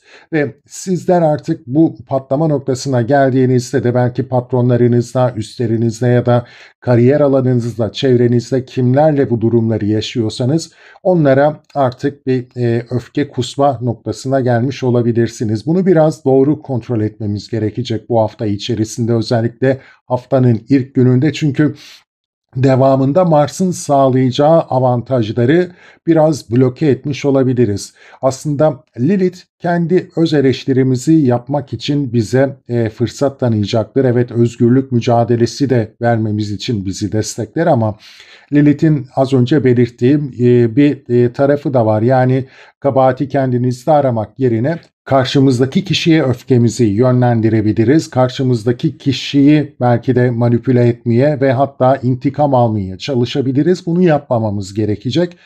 Kendimize yönlenmemiz gerekecek. Yani başımıza bunlar gelmişse, bu durumlar yaşanmışsa bizler buna nasıl müsaade ettik? Tercihlerimiz belki bizi bu noktaya getirdi. Öfkemiz aslında kendimizedir. Bunu biraz fark etmemiz ve bu noktada bu enerjiyi yönlendirmemiz, doğru yönlendirmemiz gerekecek sevgili yükselen kova burçları. O yüzden de başkasına değil kendinize odaklanın. Öfkenizi biraz bastırmaya çalışın bu haftanın ilk gününde ki sonrasında Mars'ın sağlayacağı olumlu enerjileri de kullanma şansınız olabilsin. Çünkü 28 Ekim'e geçtiğimizde hemen Mars Jüpiter'le bir üçgen açı yapıyor ve 6-10 ev aksında bu enerjiyi hissedeceğinizden dolayı kariyer, çalışma hayatı ve çalışma hayatının sorumluluklarıyla ilgili güzel, avantajlı bir dönem geçirebileceksiniz. Özellikle mesleki konuların, kariyer kazançlarınızın geleceğiyle ilgili olumlu gelişmeler yaşanabilir. Bu hafta atacağınız adımlar belki de geleceğe yönelik olumlu sonuçlar doğurabilir. Diğer taraftansa maddi kaynaklarınız noktasında da yine sizi destekleyecek güzel gelişmelerle karşılaşabilirsiniz ki bu maddi konulardaki olumlu gelişmeyi Mars'ın ikinci evinizdeki Satürn'le yapacağı üçgen açıda destekleyecek. Demek ki bizler kariyer hayatımız ve kazançlarımız aksında bugüne kadar yeni girişimler yapmışsak, özellikle Satürn balık döneminde, ancak bazı taşları tam yerine oturtamamışsak bu dönemde bu taşları yerine oturtma şansımız olacak diyebiliriz. Eksiklerimizi tamamlama şansımız olacak. Kariyerimizle ilgili, kazançlarımızla ilgili yapıcı hedeflerimize yönelik güzel adımlar atabiliriz bu hafta içerisinde. En azından o eksikleri tamamlamak adına harekete geçmek için doğru bir haftada olabiliriz ve İleriki dönemde de bunun meyvelerini toplayabiliriz diyebilirim. Aynı zamanda Merkür ve Neptün'ün de 29. derecelerdeki açılarıyla, bir üçgen açıyla birbirlerine bağlanmaları da kariyer ve kazançlar noktasında hedeflerinize yönelik pratiğe geçecek önemli bir adım atacağınızı da söyleyebiliriz. Yani hedeflerinizi gerçekleştirmek adına son bir önemli karar veya adım atacağınızı da söyleyebiliriz sevgili yükselen kova burçları. Güzel, olumlu gelişmelere açık bir haftadayız, özellikle kariyerimiz ve kazançlarımız noktasında. İlerlediğimiz zamansa Merkür ve Plüton'un bir 60'lık açıyla bağlandığını gözlemliyoruz. Merkür ve Plüton'un 60'lık açısı da 11 ev aksında deneyimleneceğinden dolayı özellikle geleceğimize yönelik bizi değiştirecek, dönüştürecek girişimlerimiz noktasında da daha detaylı konuları ele alabileceğimizi söyleyebiliriz. Kendimizle ilgili bazı konuları belki de biraz daha derinlemesine gözlemleme şansımız söz konusu olabilir. Yine kariyerimizle ilgili konularda da madalyonun o bir yüzünde neler olduğunu gözlemleme, bu konuları daha iyi araştırma, özellikle de kariyerimizin geleceği noktasında bilinmeyenleri daha detaylı araştırma şansımızın olacağı ya da karşımıza gelecek olan olayların bu konulara yönelmemizi sağlayacağını da söyleyebilirim. Sizin açınızdan yine aydınlatıcı ve ufkunuzu açıcı, değişim dönüşüm enerjisini de tetikleyecek bir açı olarak değerlendirilebilir. 2 Kasım'a geldiğimiz zamansa Venüs ve Kiron'un karşıtlığı söz konusu. Venüs ve Kiron'un karşıtlığı da 3 ve 9 ev aksında gerçekleşeceğinden dolayı özellikle kardeşleriniz, kuzenleriniz, yakın akrabalarınız, ticari girişimler, iletişimle ilgili konular, turizm de olabilir ve eğitimle ilgili konular, bu konularla ilgili sürekli tekrar eden, sizi kıran, üzen durumlar varsa artık buna dur demeniz gerekecek bir haftada olabiliriz. Venüs ve Kiron'un karşıtlığı aslında burada bizi harekete geçirecek bir enerji olarak değerlendirilmeli. Yani eğer bu olay yine başınıza geliyorsa bu haftanın içerisinde artık bunu kabul etmek yerine buna bir dur demek ve bu zinciri kırmanız gerekiyor demek olacak. Venüs ve Kiron'un karşıt açısı bu hafta içerisinde. Venüs zaten baktığımız zaman sizin 9. evinizi yönetiyor. Özellikle işte yabancılarla ilgili konular, belki yakın akraba, uzak akraba ilişkileri noktasında da bir denge sorunu varsa, burada da bazı üzücü durumlarla karşılaşıyorsak bunların da önüne geçmemiz gerekebilecek. Ama bir diğer taraftan da Venüs sizin aile hayatınızı temsil ettiğinden dolayı temelde aile ilişkileri ekseninde kıran, üzen durumları artık durdurmanız gerektiğine işaret edecek gibi değerlendirilebilir. Zira Kiron artık Koç burcundan çıkmadan bu sorunları da çözmeniz gerekiyor sevgili yükselen Kova burçları. Gökyüzünün etkileri hayatımıza bu hafta bu şekilde yansıyacak. Mutlu, huzurlu, sağlıklı bir hafta geçirmeniz dileğiyle. Sevgili yükselen balıklar ve balık burçları, yeni bir haftada daha sizlerle birlikteyim. Bakalım bu haftanın gökyüzü enerjileri hangi yaşam alanlarınıza nasıl yansıyacak? Bunların detayına geçmeden önce kanalıma abone değilseniz abone olarak beni destekleyebilirsiniz. Yine videoyu gerçekten beğeniyorsanız beğen tuşuna basmayı ihmal etmeyin. Hype seçeneği hesabınızda aktifse kullanarak videonun daha geniş kitlelere önerilmesini sağlayabilirsiniz. En önemlisi de ufak tefek sorularınız, detaylı, çok detaya girmeyen sorularınız varsa yorumlar kısmına bırakabilirsiniz. Biliyorsunuz ki her zaman size yanıt vermeye çalışıyorum. Öneri ve görüşlerinizi de yine benimle paylaşabilirsiniz. Herkese şimdiden teşekkürler. Mars'ın bu haftanın yoğun bir enerjisiyle bizi karşılayacağından bahsetmiştik. Mars bu hafta yoğun enerjisiyle bizi karşılıyor. 9. evimizde güçlü etkiler hissedeceğimiz anlamına da geliyor sevgili yükselen balık burçları. Çünkü Mars bu alandan geçiş yapıyor ve etrafa da olumlu enerjisini yayacak diyebiliriz. Ancak haftanın ilk gününde biraz dikkatli olmamız gerekiyor. Mars ve Lilith bu alanda kavuşumda olacaklar.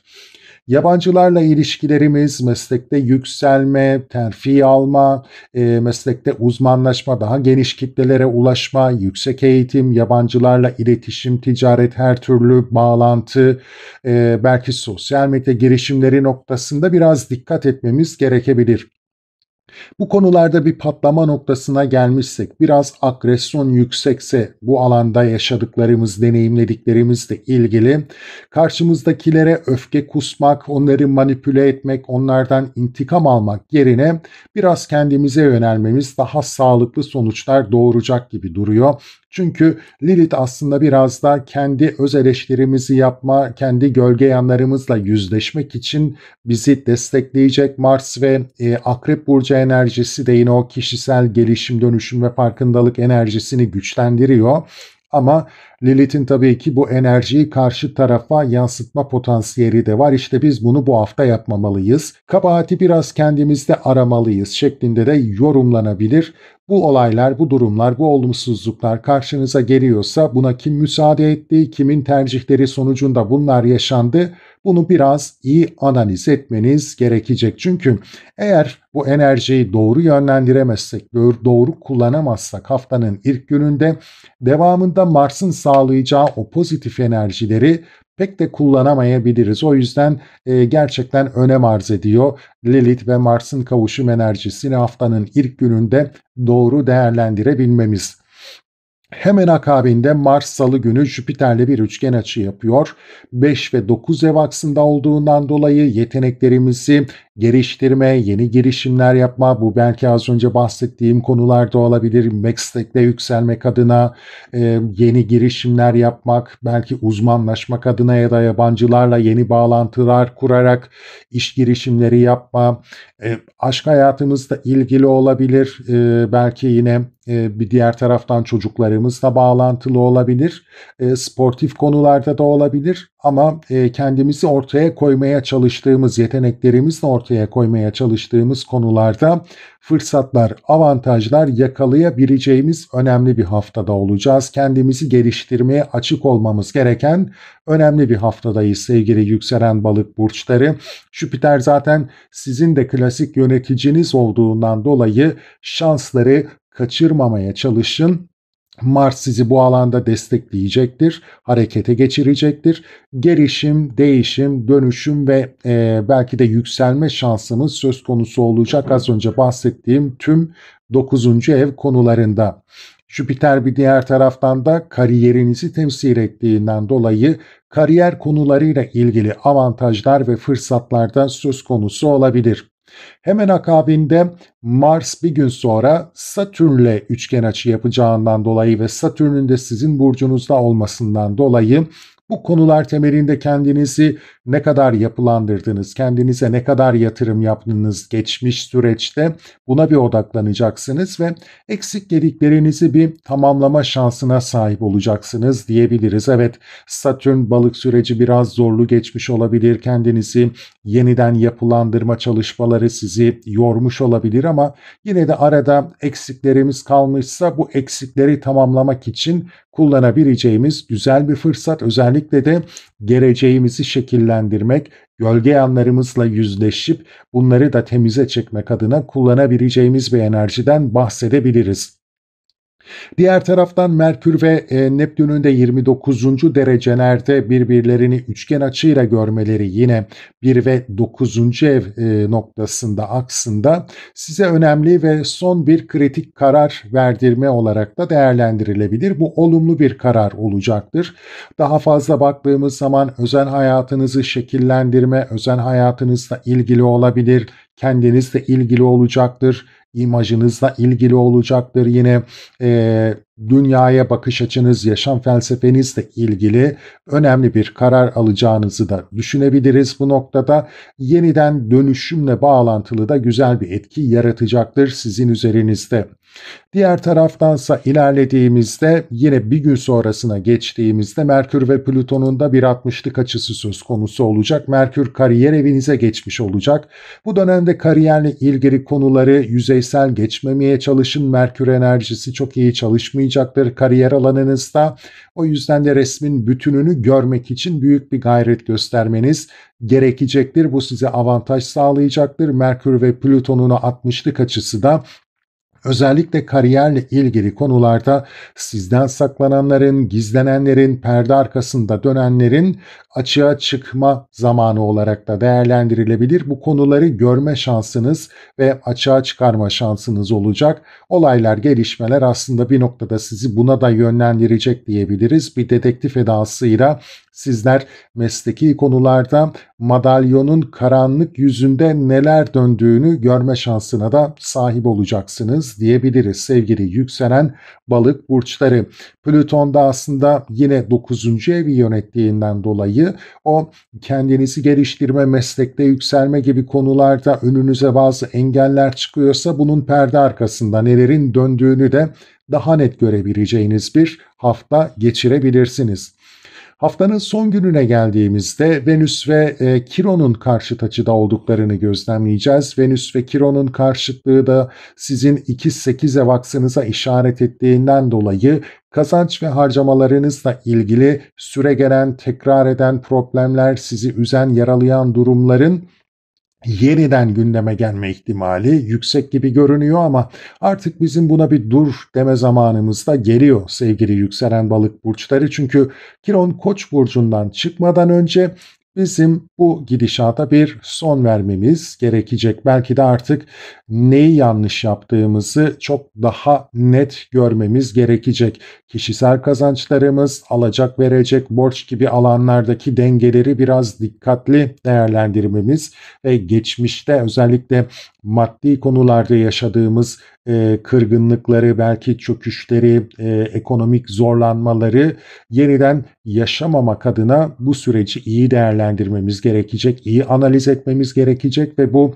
tekrar eden döngü zincirini kırmamız gerekecek ki artık maddi ve kazançlarla ilgili konularda aynı hatalara düşmeyelim, aynı olaylar, üzücü durumlarla karşılaşmayalım. Gökyüzünün enerjileri hayatımıza bu şekilde yansıyacak bu hafta. Mutlu, huzurlu, sağlıklı bir hafta geçirmeniz dileğiyle.